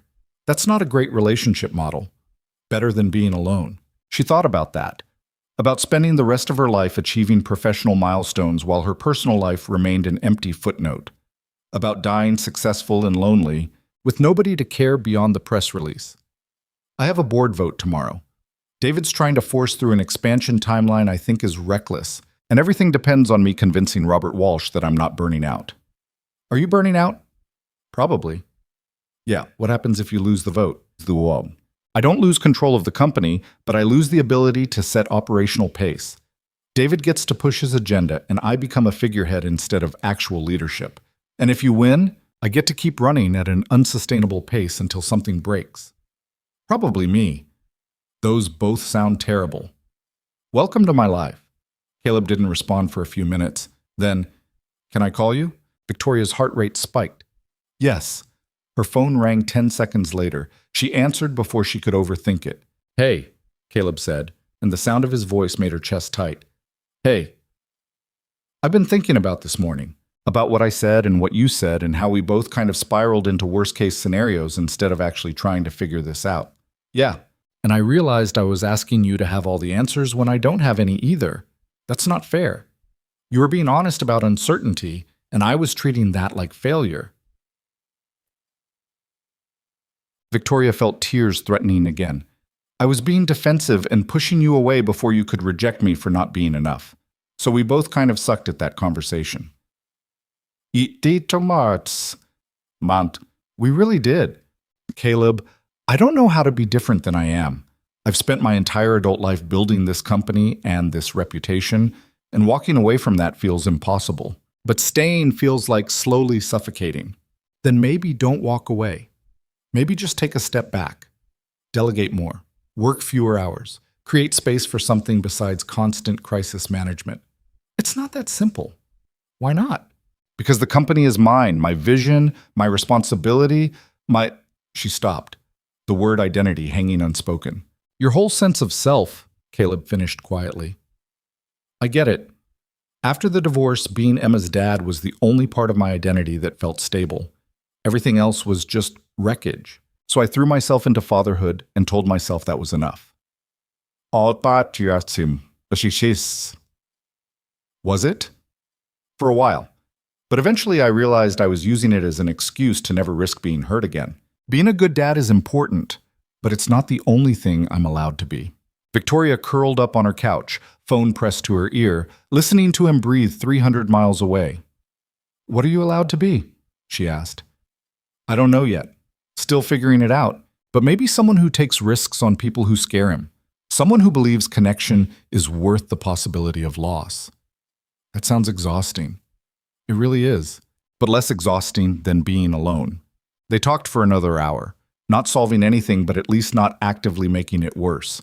By the time they hung up, Victoria felt marginally less like she was drowning, and marginally more like maybe there was a lifeline she could reach for if she was brave enough. The board meeting the next morning was every bit as brutal as she'd anticipated. David came prepared with data and projections and thinly veiled accusations about conservative leadership holding the company back. Victoria countered with risk assessments and sustainability concerns and pointed questions about whose interests were really being served by reckless expansion. Margaret voted with Victoria as promised. The 3 board members already aligned with David stayed loyal to him. Robert Walsh listened to both presentations with careful attention, asked clarifying questions, and requested a 15-minute recess to consider his position. During the break, Victoria stood at the conference room windows watching the city move through its Tuesday morning rhythms, trying to remember why winning this vote mattered beyond ego and control. Sarah appeared beside her. "You okay?" "Honestly, I don't know. If I win, I get to keep killing myself maintaining impossible standards. If I lose, someone else makes decisions about something I built from nothing. Both options kind of suck. What if there's a third option? What's that? Win the vote, then immediately announce you're restructuring your role. Hire a COO to handle day-to-day operations. Shift yourself into more strategic oversight. Create actual space in your life for something besides work." Victoria stared at her. "That would be admitting I can't handle everything. Or it would be admitting you're human and that building a sustainable company requires sustainable leadership. Robert's worried about burnout. Show him you're already working on addressing it." The 15 minutes ended before Victoria could fully process the idea. Robert returned to the conference room, and everyone took their seats. "I've made my decision," Robert said. "But before I share it, I'd like to hear Victoria address something that concerns me beyond just this particular vote. What's your plan for long-term sustainability? Not the company's, yours." Every eye in the room turned to Victoria. David was smiling slightly, clearly thinking this question would expose weakness.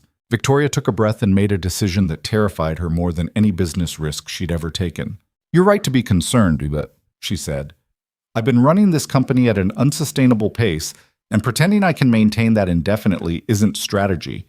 It's denial. So, effective immediately, I'm announcing my intention to hire a chief operating officer to handle day-to-day operational decisions. I'll shift into a more strategic role focused on long-term vision and major initiatives, with clear delegation of routine management."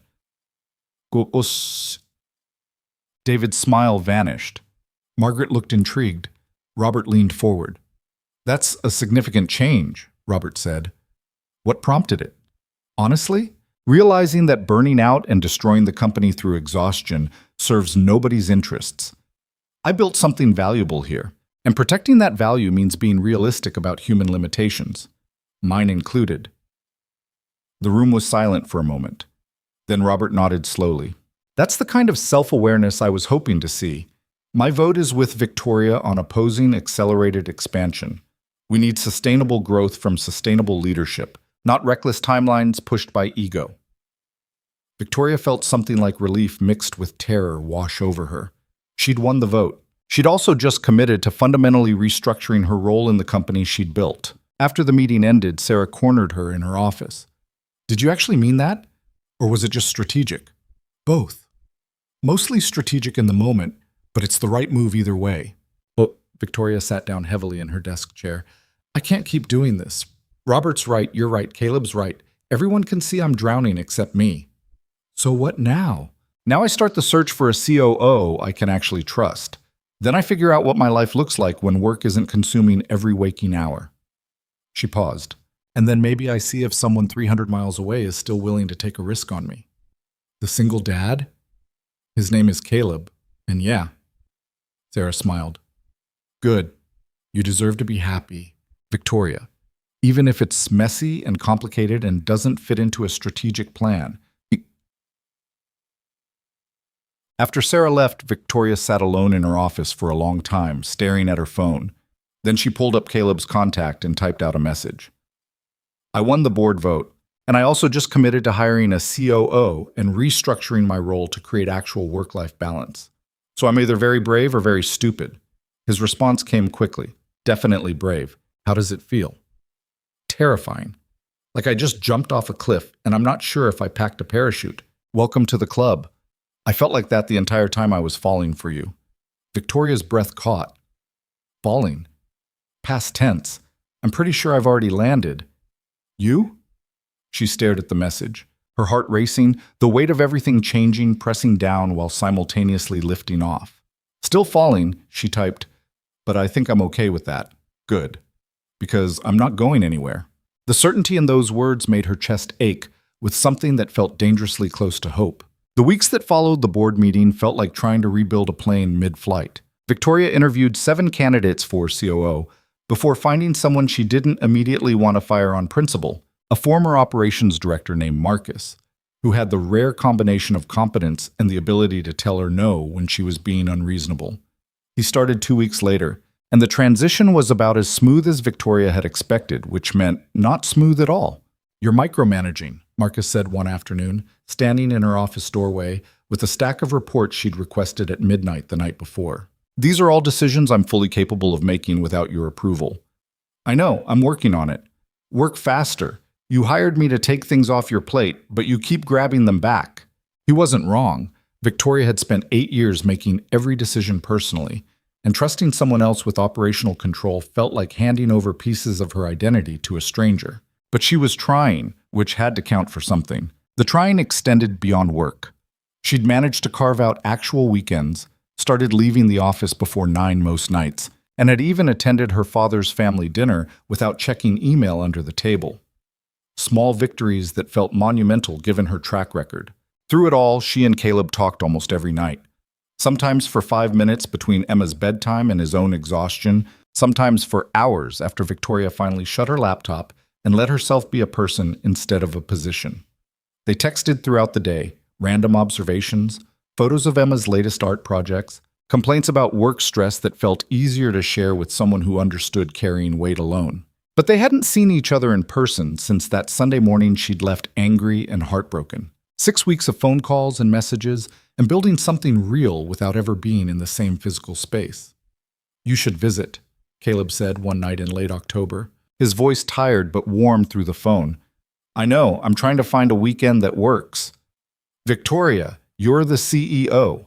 You can make a weekend work. I have the investor presentation the first week of November, and then the product launch the week after that, and Marcus is still getting up to speed on, you're making excuses." The accusation stung because it was true. "Maybe I'm scared." "Of what?" "That we work better on the phone than in person. That the weekend we had was a fluke, and trying to recreate it will just prove we're incompatible in real life." Caleb was quiet for a moment. "Or maybe you're scared it'll work and then you'll have to actually commit to making space for this instead of keeping it theoretical." But Victoria sat on her couch in her empty apartment, phone pressed to her ear, hating how well he read her. "When did you get so perceptive?" "I've had 6 weeks to study your avoidance patterns. You're not as mysterious as you think." "That's depressing. Come visit. This weekend. Don't overthink it. Don't schedule it to death. Just get on a plane Friday night and see what happens." "Emma has school on Monday. You have work." "I have a COO who's perfectly capable of handling things for 48 hours. Come on, Victoria. Take your own advice about being brave." She wanted to argue, to list 17 reasons why this weekend was impossible. Instead, she heard herself say, "Okay. Okay?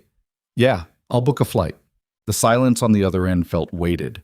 Then Caleb said quietly, "I've missed you, like actually physically missed having you in the same room." "Me too," Victoria admitted. "More than I want to admit." "Then stop making it theoretical and get your ass on a plane." She booked the flight before she could change her mind, leaving Friday at 6 and returning Sunday evening. 48 hours.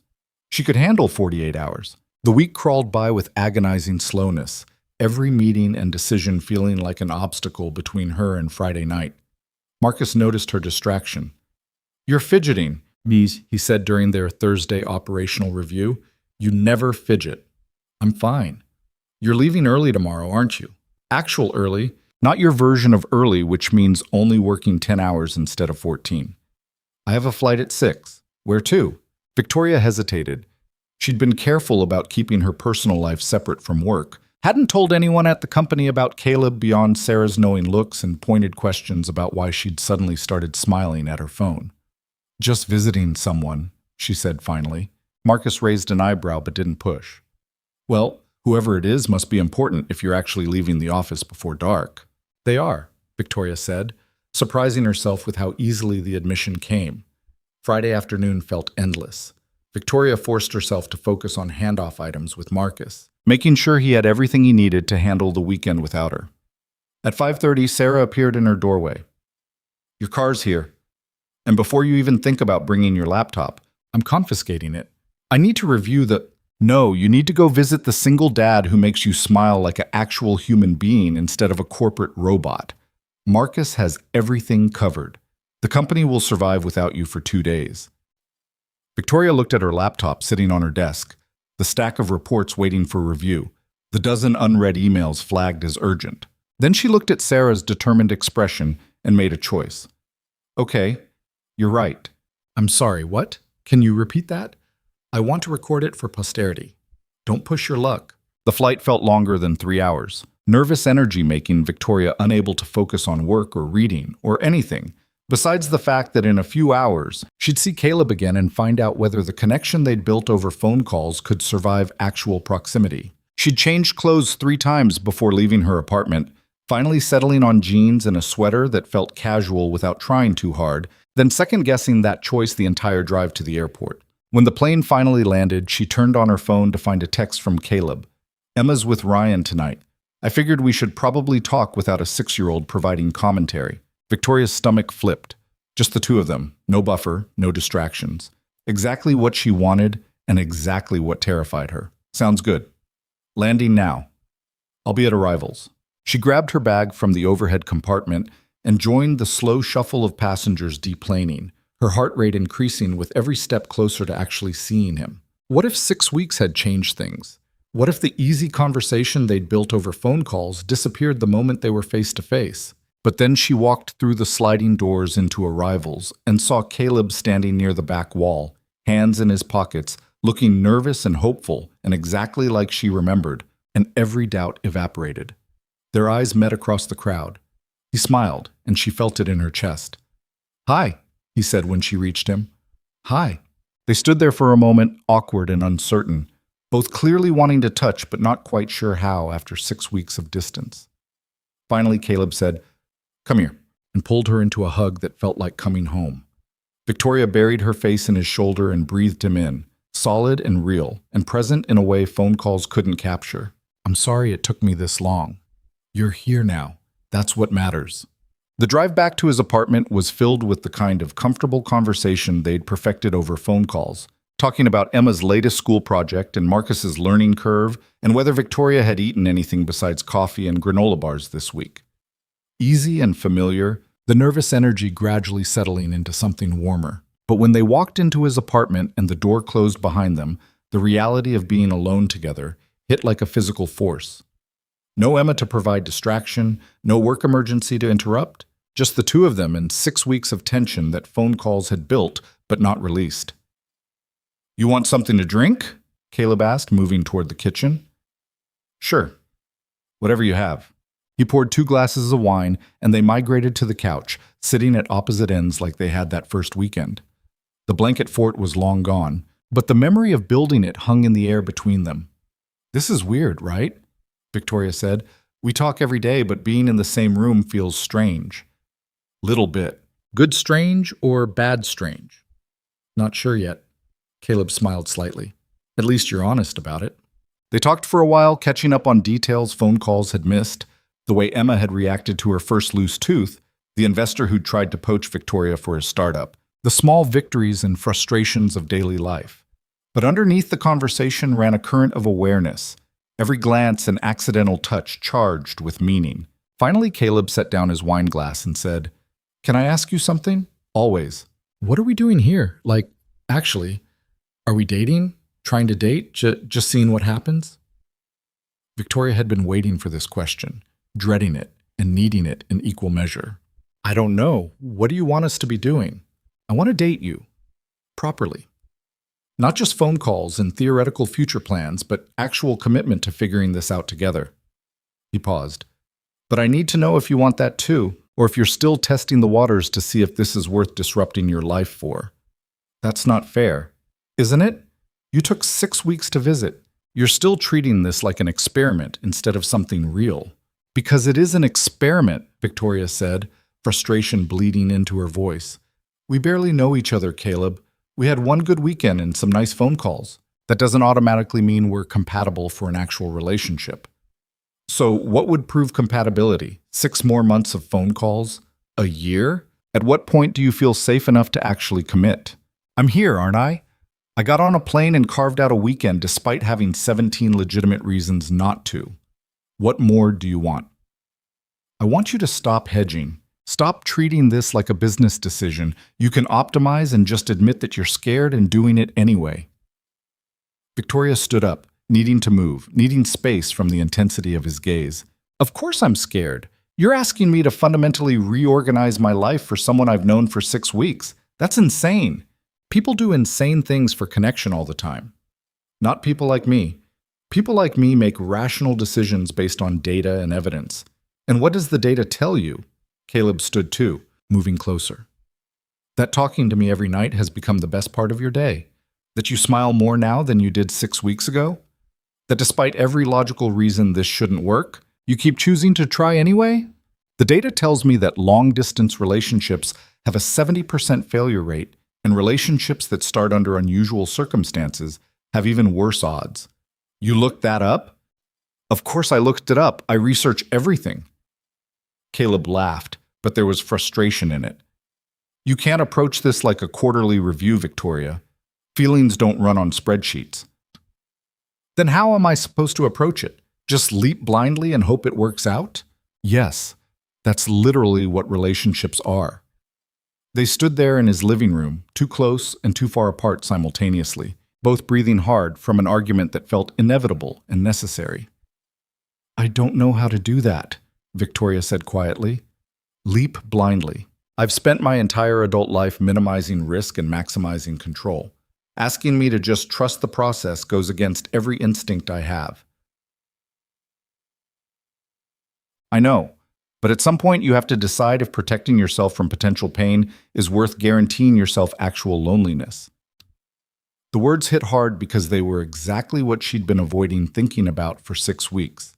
She'd restructured her work life, carved out space for personal connection, started therapy at Sarah's insistence, all while maintaining careful distance from the one thing that actually scared her, letting Caleb and Emma become important enough to hurt her. What if I can't do it? She asked. What if I try and fail and end up hurting you and Emma because I'm fundamentally incapable of being the person you need? Caleb closed the distance between them, taking her hands gently. What if you try and succeed? What if you're more capable than you think, and you're just terrified to find out? Victoria looked up at him, this man who saw through every defense and liked what he found anyway, who was asking her to be braver than she'd ever been about anything that mattered. I'm really bad at this, she said. At what? Vulnerability. Asking for what I want, believing I deserve good things. I've noticed. Lucky for you, I'm patient. Are you? Because you seemed pretty impatient about 30 seconds ago. I'm patient about the big picture. I'm frustrated with the self-sabotage. He squeezed her hands gently. Victoria, I'm not asking you to be perfect. I'm asking you to stop running long enough to see if this is worth fighting for. She thought about the past 6 weeks, the late-night phone calls that had become essential, the way Emma's drawings showed up regularly in her mail, the gradual softening of defenses she'd maintained for a decade, the way coming here tonight had felt less like obligation and more like coming home. It's worth fighting for, she said quietly.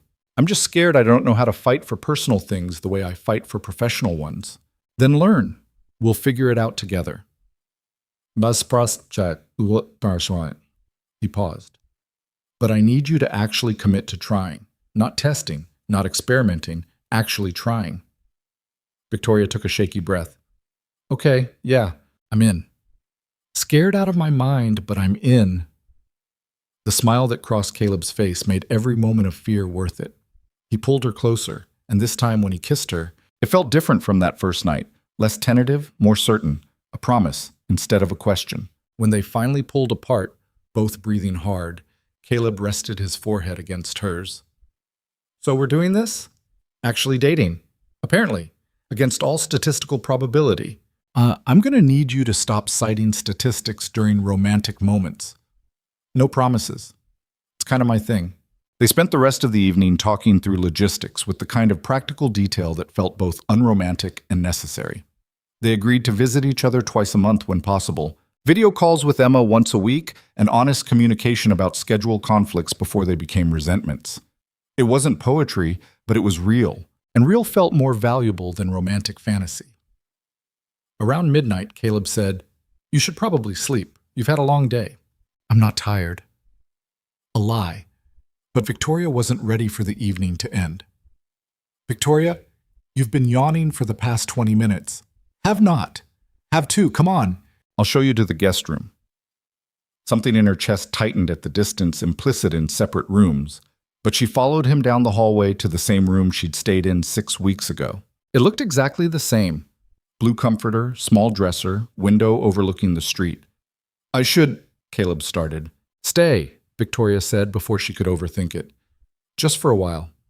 I don't want to be alone yet." He looked at her for a long moment, then nodded. They lay down on top of the covers, fully clothed, close but not quite touching. The intimacy of it felt more significant than the kiss earlier, this quiet trust in just being together without expectation. "Tell me about Emma's week," Victoria said, needing to hear his voice. Caleb launched into a story about Emma's science project involving growing beans and her determination to name each plant individually despite having 17 of them. Victoria listened to his voice rumble beside her in the darkness, feeling the knot of anxiety in her chest slowly loosen. Somewhere in the middle of the story about a bean named Theodore who refused to sprout, she fell asleep. She woke to morning light and the disorienting realization that Caleb was still there, had stayed the entire night despite both of them being fully dressed on top of the covers. He was awake already, watching her with an expression she couldn't quite read. "Hi," she said, voice rough with sleep. "Hi. You snore a little, did you know that?" "I do not." "You absolutely do. It's kind of cute." Victoria buried her face in the pillow, embarrassed. "What time is it?" "Almost 8. I should go pick up Emma from Ryan's. Can I come?" Caleb looked surprised. "You want to?" "I've missed her. And I did promise to visit, even if it took me 6 weeks to follow through." They drove to Ryan's place together, and Victoria felt her anxiety spike as they pulled into the parking lot. She hadn't told Ryan about her and Caleb, hadn't figured out how to explain that she was dating his best friend without it sounding completely insane. "He's going to know something's different," Caleb said, reading her mind. "Ryan's not stupid. Maybe we don't mention it yet. Just let Emma and I visit, keep it casual." "Victoria, I know. I'm being a coward. But can we just have one weekend before we deal with family complications?" Caleb clearly wanted to argue but didn't. "One weekend. But then we tell him. I'm not hiding this from my best friend indefinitely. Ryan's apartment was chaos when they arrived. Emma and Ryan building something elaborate with blocks, while sports commentary played on the TV in the background. Emma looked up when they walked in and her face lit up with genuine joy. "Victoria, you came back!" She launched herself at Victoria with the kind of full-body enthusiasm only 6-year-olds could manage. Victoria caught her, surprised by how much she'd missed this kid's unfiltered affection. "I promised, didn't I?" Victoria said. "You said you'd try. Adults usually mean no when they say try." "Well, this time I meant yes." Ryan stood up, looking between Victoria and Caleb with an expression that suggested he was connecting dots faster than either of them wanted. "Vic, good to see you. Didn't know you were coming to town." "A last-minute trip," Victoria said, probably too quickly. "Thought I'd visit." "And you're hanging out with Caleb because we're friends," Caleb said smoothly. "She stayed at my place 6 weeks ago. We stayed in touch. Not that complicated." Ryan's expression said he thought it was absolutely that complicated. But Emma was already dragging Victoria over to see the block structure and explaining its architectural significance. And the moment passed. They stayed for coffee and conversation, Emma monopolizing Victoria's attention with stories about school and friends and the ongoing drama of bean naming. Victoria found herself genuinely engaged, asking questions and laughing at Emma's observations about first-grade social dynamics, the corporate stress of the past week fading into background noise. Finally, Caleb said they should get going, and Emma insisted Victoria had to come back to their apartment to see her room's new organization system. Ryan walked them to the door. "Vic, can I talk to you for a second?" Ryan said. "Alone?" Victoria's stomach dropped, but she nodded. Caleb took Emma down to the car while Ryan closed the door and turned to face his sister. "So," Ryan said, Are you going to tell me what's actually going on, or do I have to guess? Nothing's going on. I'm just visiting. Please don't insult my intelligence. I've known Caleb for 15 years. I know what he looks like when he's into someone, and he's looking at you the way he used to look at his ex-wife before everything went to hell. Victoria felt heat creep up her neck. It's complicated. It always is. Are you dating? Well, we're trying to figure out what we are. For how long? Since the weekend Dad was in the hospital, we've been talking every day since I left. Ryan ran his hand through his hair, clearly processing. My best friend and my little sister. That's actually kind of perfect and also really weird. You're not angry? Why would I be angry? Caleb's the best guy I know, and you could use someone who actually gives a damn about you as a person instead of as a networking opportunity. He paused. Does he make you happy? He paused. Does he make... The question caught her off guard. Yeah, he does. Then I'm happy for you, both of you. Ryan pulled her into a hug. Just don't hurt him, okay? He's been through enough. I'm trying not to. Try harder. That kid downstairs is already attached to you, and if you break her heart, I'll have to kill you, sister or not. Victoria felt tears threatening. I'm terrified I'm going to screw this up. You probably will at some point, everyone does. But Caleb's patient and Emma's resilient, and you're more capable than you think. Just show up and be honest, and you'll figure it out. When she got back to the car, Caleb looked at her questioningly. He knows, Victoria said. And? And he said if I hurt you or Emma, he'll kill me. Caleb smiled. That sounds like Ryan. The rest of the weekend was exactly what Victoria needed. Unstructured time with Caleb and Emma, playing games and cooking meals and existing without agenda. They took Emma to the park Saturday afternoon and watched her make friends with other kids within minutes. Her natural confidence, something Victoria both envied and admired. Saturday night, after Emma was asleep, Victoria and Caleb ended up on the couch again, this time without the careful distance. She leaned against him while they watched a movie neither paid much attention to, too focused on the simple pleasure of physical proximity. I have to leave tomorrow, Victoria said during the credits. I know. I don't want to. So stay. Call in sick Monday, extend your flight. I can't.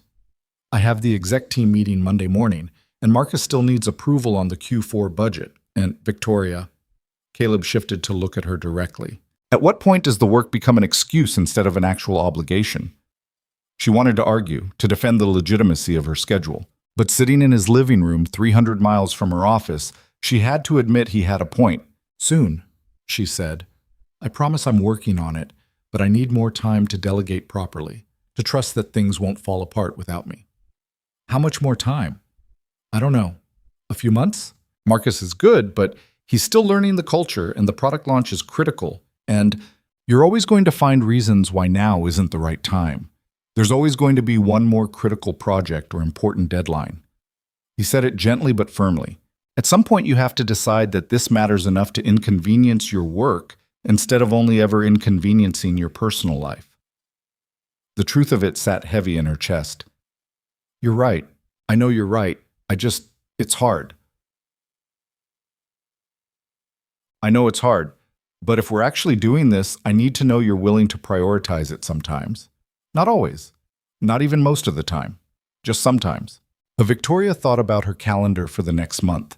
Back-to-back meetings, the product launch, investor presentations, board updates. Every slot filled with professional obligations, personal life squeezed into the gaps between work. What if I came back in 2 weeks? She said, for a long weekend, Thursday through Monday. Can you actually do that without it being a disaster? Probably not, but maybe that's the point. Caleb kissed her forehead. 2 weeks. I'll hold you to it. Sunday morning was harder than Victoria expected. Emma cried when she found out Victoria was leaving, and Caleb had to promise multiple times that Victoria would really truly come back soon before Emma calmed down enough to say goodbye. At the airport, Caleb walked her as far as security would allow. Thank you for coming, he said, for actually showing up. Thank you for being patient with me while I figure out how to do this. We're figuring it out together. That's the deal. She kissed him goodbye, not caring who saw, and walk through security before she could change her mind about leaving. On the plane, she pulled out her phone and texted Sarah. "Block my calendar Thursday through Monday, 2 weeks from now. I don't care what has to be moved." Sarah's response was immediate. "Finally. Took you long enough?" Victoria smiled and settled in for the flight home, already counting down the days until she could come back. The 2 weeks crawled by with excruciating slowness, each day marked by phone calls with Caleb and Emma that made Victoria simultaneously happy and acutely aware of the miles between them. She threw herself into preparing Marcus for her absence, delegating with a level of detail that made him tell her point blank that she was being ridiculous. "I've run operations teams before," Marcus said during their third handoff meeting in as many days. "I promise the company won't implode if you take 4 days off." "I know. I'm just terrified of letting go. I've noticed." He closed his laptop with deliberate finality. "Victoria, you hired me specifically so you could have a life outside this office. But you're still acting like the building will catch fire the second you walk out the door. Old habits. Break them. That's literally why I'm here." She tried. She really did. But Wednesday night, packing for her Thursday morning flight, Victoria caught herself adding her laptop to the suitcase for the third time before Sarah physically removed it from her hands. "No," Sarah said firmly. "You're going to visit your boyfriend and his daughter. You're not bringing work. What if something urgent comes up? Then Marcus will handle it. That's what he's paid for. But, Victoria, I've worked for you for 6 years. I've watched you sacrifice every relationship, every friendship, every moment of joy on the altar of this company. And for what? So you can die alone in a corner office with a great quarterly report?"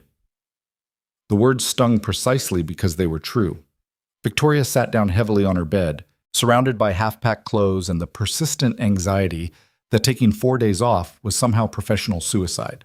"I don't know how to just leave," she admitted.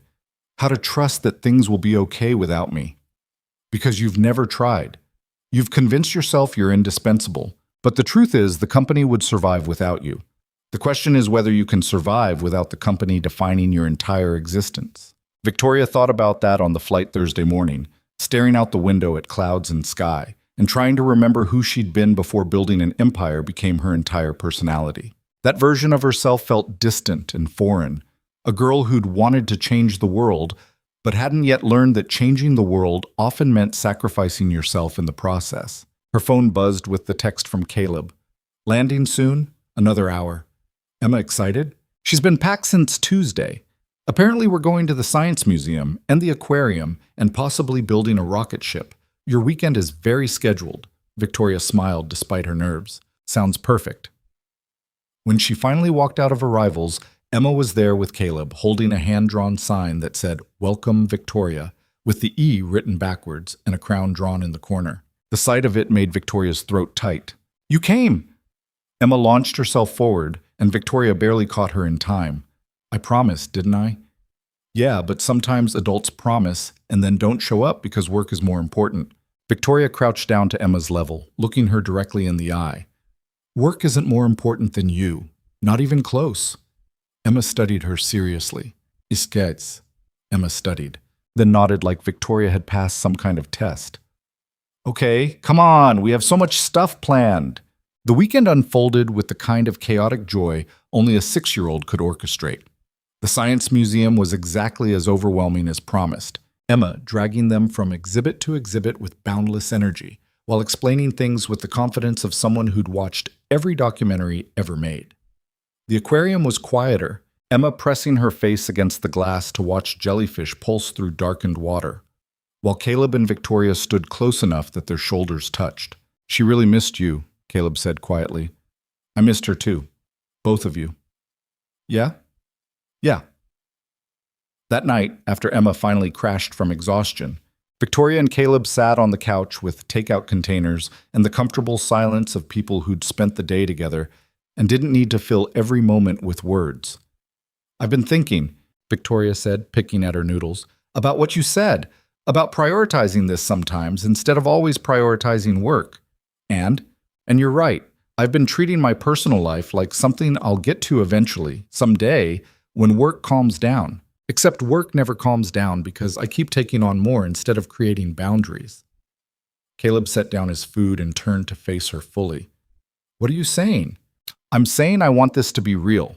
Not just weekend visits and phone calls, but actual integration into each other's lives. Which means I need to make changes I've been avoiding. What kind of changes?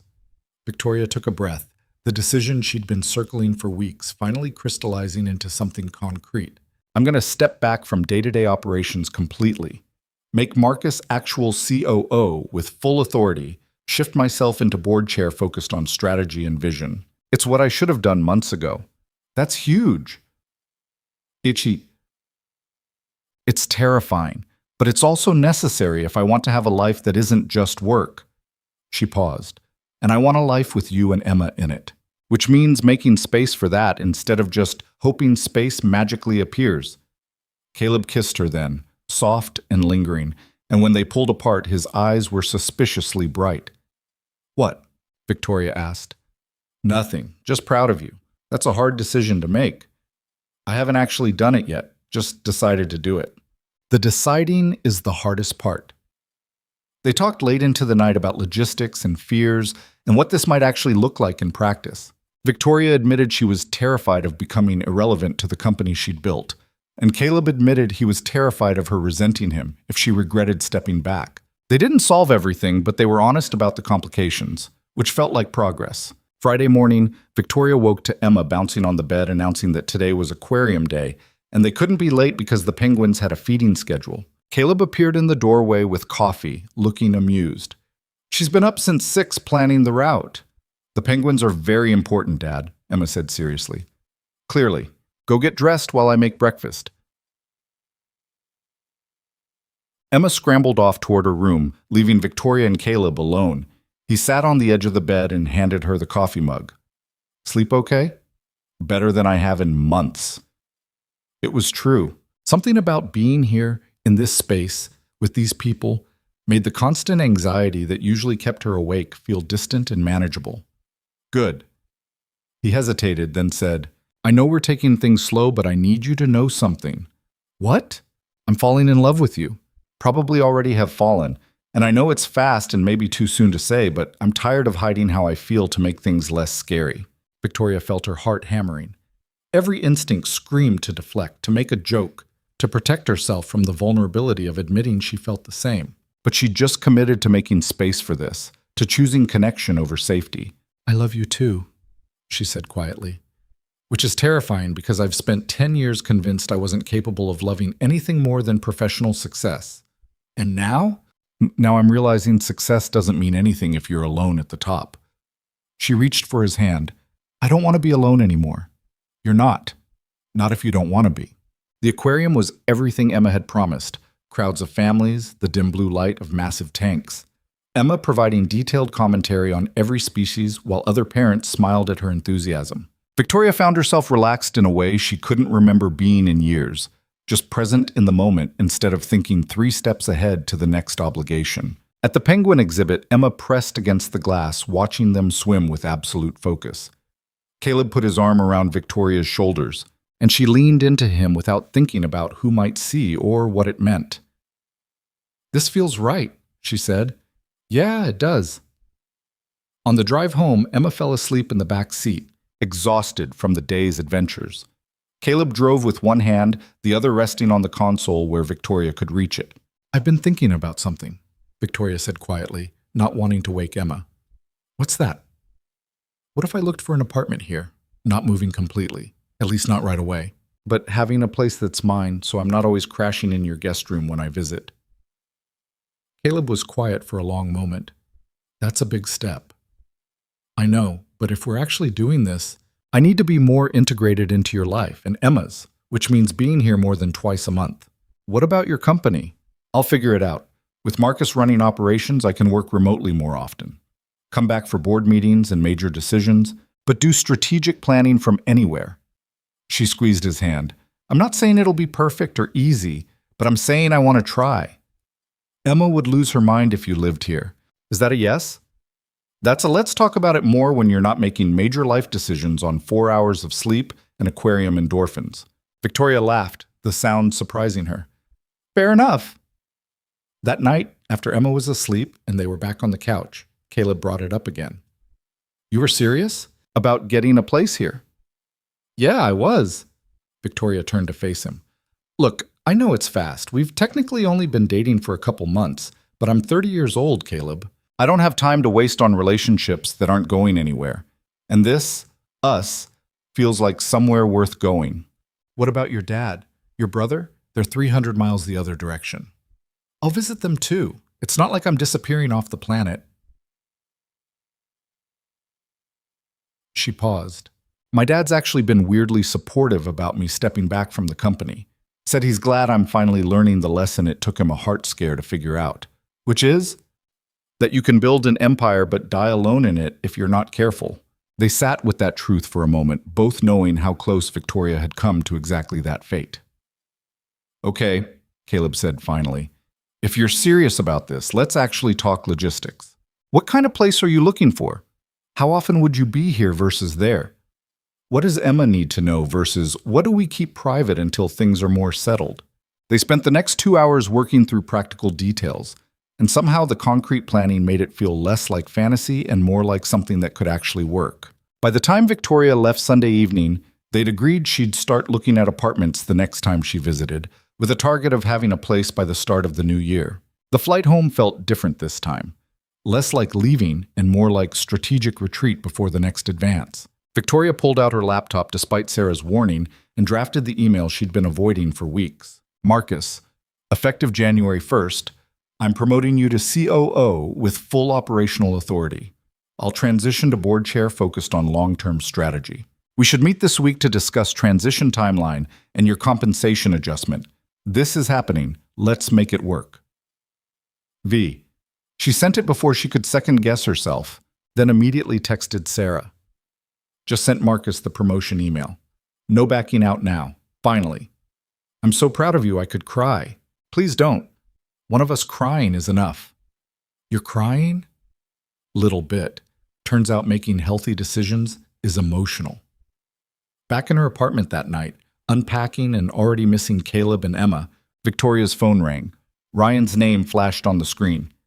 Hey, she answered. So Caleb told me you're looking at apartments in the city. Word travels fast. It's a big deal, Vic. You're actually restructuring your life for someone. Is that so shocking? Honestly? Yeah. I've watched you choose work over everything for a decade. This is different. Victoria sat down on her couch, suddenly exhausted. I'm terrified I'm going to screw this up. That I'll get there and realize I don't actually know how to be a person outside of being a CEO. You know what I think? Ryan said. I think you've been a person the whole time, just buried under so many professional expectations, you forgot what that felt like. Caleb and Emma are just reminding you. When did you get so wise? I've always been wise. You've just been too busy to notice. He paused. But seriously, I'm happy for you, both of you. Caleb deserves someone who sees him as more than just a single dad, and you deserve someone who sees you as more than just a job title. After they hung up, Victoria sat in the quiet of her apartment thinking about identity and success, and the way she'd confused achievement with worth for so long, she'd almost lost the ability to separate them. Her phone buzzed with a text from Caleb. Emma wants to video call. Says she has important news about Theodore the bean plant. Victoria smiled and dialed, and Emma's face appeared on screen, gap-toothed and enthusiastic. Victoria, Theodore sprouted. After 3 weeks, he finally grew. That's amazing. What changed? I moved him to the sunny window and talked to him more. Dad says plants don't actually understand words, but I think Theodore needed encouragement. I think you might be right. They talked for 20 minutes about bean plants and science projects before Emma handed the phone to Caleb. Hey, he said, his face filling the screen. You make it home okay? Yeah, already missing you guys. Same. House feels empty without you here. I sent Marcus the promotion email. Caleb's expression shifted to something proud and tender. How does it feel? Like jumping off a cliff, but in a good way maybe. The best things usually feel like that. They talked until Victoria could barely keep her eyes open, the time difference, an exhausting weekend catching up with her. When they finally hung up, she sat holding her phone, staring at Emma's drawing still stuck to her refrigerator, and felt something she hadn't felt in years, Hope that her life might actually become something she wanted to live instead of just something she survived. The next few months were a masterclass in controlled chaos. Marcus took to his expanded role with the kind of competence that made Victoria realize she should have delegated years ago, while she slowly extricated herself from day-to-day operations and into strategic oversight. It wasn't smooth. She micromanaged for the first month until Marcus threatened to quit, then overcorrected and became too hands-off until the board asked if she was still engaged with the company. But gradually, she found a rhythm. 3 days a week in the office for strategic meetings and board oversight, 2 days working remotely, weekends blocked for personal time with actual consequences if she violated them. It felt strange at first, almost wrong, to have white space in her calendar that wasn't immediately filled with obligations. She found an apartment in November, a small 2-bedroom near Caleb's place that felt impossibly extravagant, given she'd be there maybe half the time. But signing the lease felt significant, a concrete commitment to building a life that included more than work. "It's really happening," she told Sarah over coffee the week before the move. "I'm actually doing this." "How does it feel?" "Terrifying. Like I'm betraying everything I built." "Wait. Mossing. Or like you're finally building something that includes yourself." The distinction mattered. Victoria had spent so long sacrificing her own needs for the company's growth that the idea of prioritizing personal happiness felt almost selfish. But watching other people at the coffee shop, couples talking, parents with kids, friends laughing, she realized most people didn't consider having a life outside work to be selfish. Just normal. Maybe she could be normal, or at least some version of it that included loving a single dad and his daughter who drew her pictures and asked when she was coming home. The official move happened the first weekend of December, Ryan and Caleb helping carry furniture, while Emma supervised and provided detailed instructions on where everything should go. Victoria had hired movers for the heavy stuff, but the personal items felt important to handle herself, making each box and decision feel intentional. "This is really nice," Ryan said, looking around the apartment once most things were unpacked. "You sure you want to split time between here and there instead of just picking one?" "For now. Eventually, maybe I'll sell my place and move here full-time, but that feels like too many changes at once." "Fair enough." He paused. "Dad's asking when you're coming to family dinner again. He wants to hear about the boyfriend." Victoria groaned. "How much did you tell him?" "Just that you're seeing someone." He drew his own conclusions from there, which are that you're either really happy or having a midlife crisis, possibly both. "Great, that'll be a fun conversation."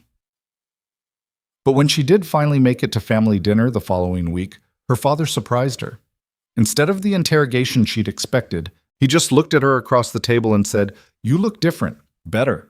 "Different how?" "Less like you're carrying the weight of the world, more like you remember there's more to life than just carrying weight." Coming from the man who'd built his own company through sheer stubborn determination and nearly died from the stress of it, the observation meant something. Victoria felt unexpected tears threatening. "I'm trying to do things differently than you did," she said quietly. "No offense. None taken. I'm glad you're smarter than I was." He reached across the table and squeezed her hand. "I'm proud of you, Victoria. Not for what you built. I've always been proud of that. But for being brave enough to admit when something isn't working and changing course." The conversation stayed with her on the drive back to Caleb's apartment that night. This permission from the person whose approval she'd been chasing her entire professional life to want something different. Christmas came with the kind of chaotic warmth Victoria had only seen in movies. Emma insisted on decorating cookies with precise detail. Caleb cooked dinner while arguing good-naturedly with Ryan about sports. And Victoria found herself laughing at inside jokes and feeling like part of something instead of just observing from the outside. Late Christmas night, after Emma had finally fallen asleep and Ryan had left, and the apartment was quiet except for blinking tree lights, Caleb pulled Victoria close on the couch. "This was a good day," he said. "Yeah, it really was. You happy?" Victoria thought about it honestly. "Getting there, happier than I've been in a long time." "What would make you all the way happy?" She considered the question. 6 months ago, she would have said closing a major deal or hitting revenue targets. Now those achievements felt hollow compared to sitting on this couch with this man in an apartment that smelled like pine and cookies, belonging somewhere that wasn't a conference room. This, she said finally, this is pretty close to all the way happy. Just pretty close? I'm working on it. Old habits. Caleb kissed her forehead. Take your time. We've got plenty of it. New Year's Eve found them at Ryan's place for a party that was mostly his friends and a few of Caleb's co-workers who'd become friends over the years. Victoria felt out of place initially, the only CEO in a room full of teachers and engineers and people who clocked out at 5 and didn't think about work until Monday. But Emma appointed herself Victoria's personal guide, introducing her to everyone with the kind of pride that made Victoria's chest ache. This is Victoria, Emma announced to anyone who'd listen. She runs a huge company, but she's not boring about it. She likes dinosaurs and building forts, and she's my dad's girlfriend. The casual way Emma claimed her as part of their family made Victoria realize this was real in a way her brain was still catching up to. She wasn't just dating Caleb, she was integrating into his entire life, becoming someone Emma introduced to people, someone who belonged in this space. At midnight, when everyone counted down and cheered, Caleb kissed her in a room full of people who knew them both. And Victoria didn't feel self-conscious or worried about professional image, just happy. New year, new life, Caleb said against her lips. That's incredibly cheesy. I know, but true. Walking home later, Emma between them holding both their hands, Victoria thought about the past 6 months and everything that had changed. She'd restructured her entire professional identity, moved to a new city part-time, fallen in love with a man and his daughter who'd cracked her open and taught her that success without connection was just elaborate loneliness. It wasn't perfect. She still struggled with delegation, still occasionally chose work over personal plans and had to apologize and try harder next time. Caleb still struggled with trust, still sometimes waited for her to decide this was too hard and leave. Emma still asked pointed questions about when Victoria was coming back, whenever she had to travel for work. The abandonment fear from her mother leaving never fully disappearing. But they were trying. Actually trying, not just theoretically committed to someday trying when life calmed down. They had weekly video calls even when Victoria couldn't visit, date nights that were sacred unless actual emergencies occurred, honest conversations about feelings instead of letting resentment build. In February, Marcus called her into the office for a meeting that made her nervous until she saw his expression. The board loves what we're doing, he said. Revenue's up, employee satisfaction scores are the highest they've been in years, and everyone's commenting on how much more sustainable the pace feels. That's good? It's more than good. It's proof that your model of stepping back actually works. You've created something that doesn't require you to sacrifice yourself to maintain it. Victoria absorbed that, feeling something like vindication mixed with grief for all the years she'd thought sacrifice was necessary. So what now? Now you keep doing what you're doing. Strategic oversight, big picture thinking, letting me handle execution. It's working, Victoria. You don't have to prove anything else. She left the meeting and called Caleb immediately. Hey, he answered. What's up? Marcus says the new structure is working. Like, actually working, not just barely surviving. That's amazing. How do you feel? Weird. Like I spent 10 years convinced the only way to succeed was to destroy myself in the process, and it turns out that was just a story I believed. Most of our limitations are just stories we believe, Caleb said gently. The hard part is recognizing them and choosing different ones. When did you get so wise? I've always been wise. You just had to slow down enough to notice. That weekend, Emma had a school project about family, and she asked Victoria to help her put it together. What's the project about? Victoria asked, sitting on Emma's bedroom floor surrounded by construction paper and markers. We have to draw our family and write about what makes them special. Emma was already sketching with focused determination. Victoria watched her draw 3 figures, one tall, labeled Dad, one small, labeled Me, and one medium-sized she was carefully adding details to. Is that me? Victoria asked, seeing the crown being drawn above the third figure's head. Yeah, you're part of our family now, right? The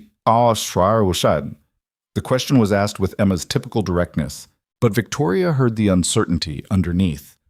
This kid who'd already lost her mother needed reassurance that the adults in her life weren't going anywhere. Yeah, Victoria said, her voice rough. I'm part of your family. Good, because I already told my teacher about you, and if you left now, that would be embarrassing. Victoria laughed, despite the tears threatening. Can't have that.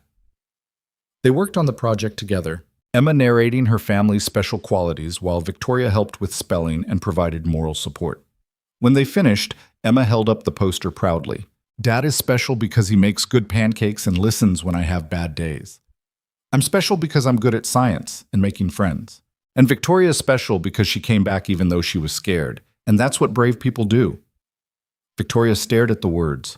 This 6-year-old's wisdom cutting straight to the truth she'd been dancing around for months. She had been scared, was still scared, but she'd chosen to show up anyway, to build something real despite the risk. You're pretty smart for a first grader, she managed. I know, Emma said matter-of-factly. That's why I'm special. That night, after Emma was asleep, Victoria showed Caleb the poster. He studied it for a long moment, then pulled her into a hug that felt like coming home. She's right, you know, he said against her hair, about you being brave. I don't feel brave. I feel like I'm constantly on the verge of screwing everything up. That's what bravery is, being scared and doing it anyway. Spring arrived with the kind of gentle warmth that made Victoria understand why people wrote poems about renewal. She'd been splitting time between cities for 6 months now, and the rhythm that had felt impossible at first was starting to feel almost natural. 3 days in her old city for board meetings and strategic planning, 4 days here with Caleb and Emma and the life she was actively building instead of just theoretically planning. On a Saturday in April, she and Caleb took Emma to the park, while Ryan met them there with the news that he'd started seeing someone seriously and wanted their opinion. Her name's Michelle, Ryan said, looking nervous in a way Victoria had never seen him. She's a teacher, she's patient with my weird hours, and she thinks Emma's hilarious. She sounds perfect, Victoria said. Yeah, she kind of is. Ryan paused. I wanted to tell you guys first because you're the closest thing I have to relationship role models. Victoria nearly choked on her coffee. Us? We're disasters. You're disasters who chose to be disasters together, Ryan corrected. That counts for something. Watching Ryan talk about Michelle with the same nervous hope she'd felt falling for Caleb, Victoria realized they'd somehow become the thing she'd never thought possible. A family that wasn't defined by blood, but by choice and commitment and showing up even when it was hard. In June, the company hit a major milestone. 10 years in business, revenue targets exceeded, employee retention at record highs. The board wanted to throw a celebration, and Victoria found herself actually looking forward to it instead of dreading the performative networking. You should bring Caleb and Emma, Sarah suggested during planning. Make it actually about your life instead of just your work. Emma's 7, she'll be bored out of her mind. So make part of it not boring. Have activities for kids, make it family-friendly, show everyone that successful people are allowed to have actual lives. Victoria pitched it to the board, expecting pushback. Instead, Margaret Chen said it was the best idea she'd heard in years. We spend so much time pretending we're machines instead of humans, Margaret said. Let's celebrate being human for once. The party ended up being exactly that. Professional enough to feel appropriate, personal enough to feel real. Caleb wore a suit that made Victoria forget how to think clearly. Emma wore a dress she had picked out herself and informed everyone about her science fair project. And Ryan brought Michelle, who charmed everyone within 5 minutes. Late in the evening, after Emma had fallen asleep on a couch, and most guests had filtered out, Victoria found herself standing with Caleb, looking out at the city lights. You did good, he said quietly. We did good. This whole thing, restructuring my life, making space for actually living, I couldn't have done that without you pushing me. I didn't push. I just refused to let you hide. Same thing. Caleb turned to face her fully, and something in his expression made Victoria's heart rate spike. I have something to ask you, he said. Okay. Emma and I talked about it, and we want to know if you'd consider moving here full-time. Not splitting time anymore, actually relocating.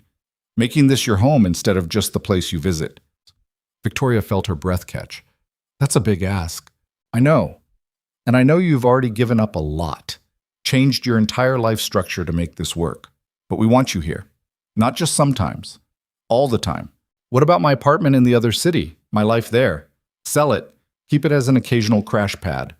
Whatever makes sense. But we want you to actually live here, with us. Be part of our daily life instead of just visiting it.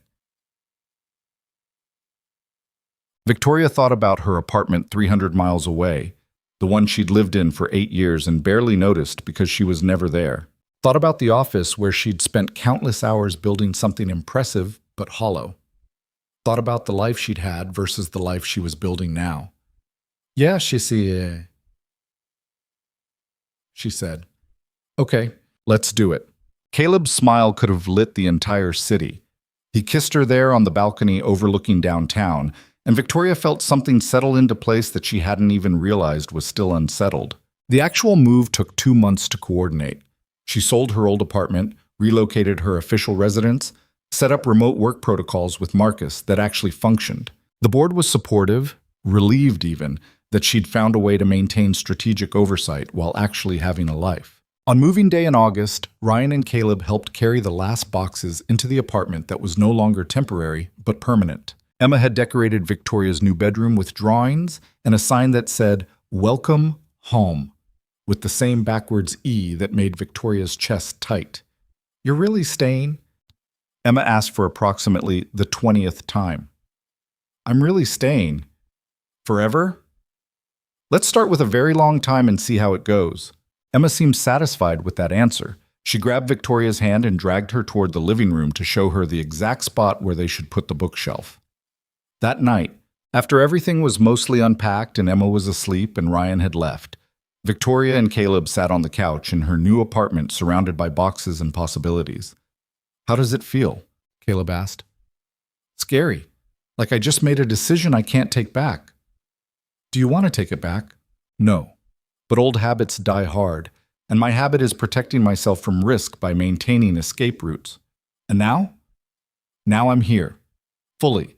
Actually here. No backup plan, no safety net. Just committed." Caleb pulled her close, and she let herself lean into him without reservation. "For what it's worth, I'm terrified too. Terrified you'll wake up one day and realize you gave up too much for this. Then I guess we're both terrified together. That's basically what relationships are. Sounds awful. Sounds worth it." They sat there in the quiet of her new apartment in the city that was now home, with the life they'd built through honesty and effort, and refusing to let fear win. It wasn't perfect. Victoria still struggled with work boundaries. Caleb still struggled with trust. Emma still asked hard questions about commitment and permanence that neither adult had perfect answers for. But they were trying. Showing up daily, choosing each other repeatedly, building something real instead of something easy. 6 months later, on a random Tuesday in February, Victoria came home from a board meeting to find Caleb cooking dinner while Emma did homework at the kitchen table. It was ordinary, mundane even, the kind of domestic scene she'd watched other people have while building empires alone. "How was your meeting?" Caleb asked, not looking up from the vegetables he was chopping. "Good." Margaret proposed expanding board terms. Everyone agreed. Pretty standard. "Dad, how do you spell responsibility?" Emma asked. "Sound it out first." Emma made a face but bent back over her paper with determination. Victoria poured herself a glass of wine and sat down at the table, helping Emma with her spelling while Caleb finished dinner, and realized this was it. This ordinary Tuesday night was the happiness she'd spent a decade chasing through achievement and success. Not the big moments or grand gestures, but the daily choice to show up and be present and let herself be loved completely. "Victoria," Emma said, breaking into her thoughts. "Yeah? Are you happy here? With us?" The question was asked casually, but Victoria saw the real worry underneath. This kid who'd been abandoned once still needed reassurance that the adults in her life weren't going anywhere. "Yeah, sweetheart," Victoria said, meaning it completely. "I'm exactly where I want to be." Emma nodded seriously, then returned to her homework. Caleb caught Victoria's eye across the kitchen and she smiled back. The small moment of connection, meaning more than any professional achievement ever had. Later that night, lying in bed next to Caleb in the apartment that was now fully hers, Victoria thought about the journey that had brought her here. The rainy weekend that changed everything. The months of phone calls and difficult choices. The gradual restructuring of her entire identity, from someone who achieved to someone who actually lived. She'd learned that success without connection was just a different kind of failure. That building an empire meant nothing if you had nobody to share it with. That the bravest thing she'd ever done wasn't starting a company or winning board battles. It was admitting she was lonely and needed more than professional validation to feel whole. Caleb stirred beside her, reaching for her hand even in sleep. Victoria laced their fingers together and closed her eyes, grateful for the person who'd seen through her armor and refused to let her hide. Grateful for the 6-year-old who'd asked hard questions and accepted honest answers. Grateful for the family she'd found by being brave enough to want something different. The company she'd built would continue, probably outlast her, become part of whatever legacy she left behind. But this, the quiet apartment, the man beside her, the child sleeping down the hall. This was the legacy that actually mattered. The one built on showing up and being present and choosing love over fear every single day. It wasn't perfect. Nothing ever was. But it was real and chosen, and hers in a way professional success had never been. And for the first time in her adult life, that was enough.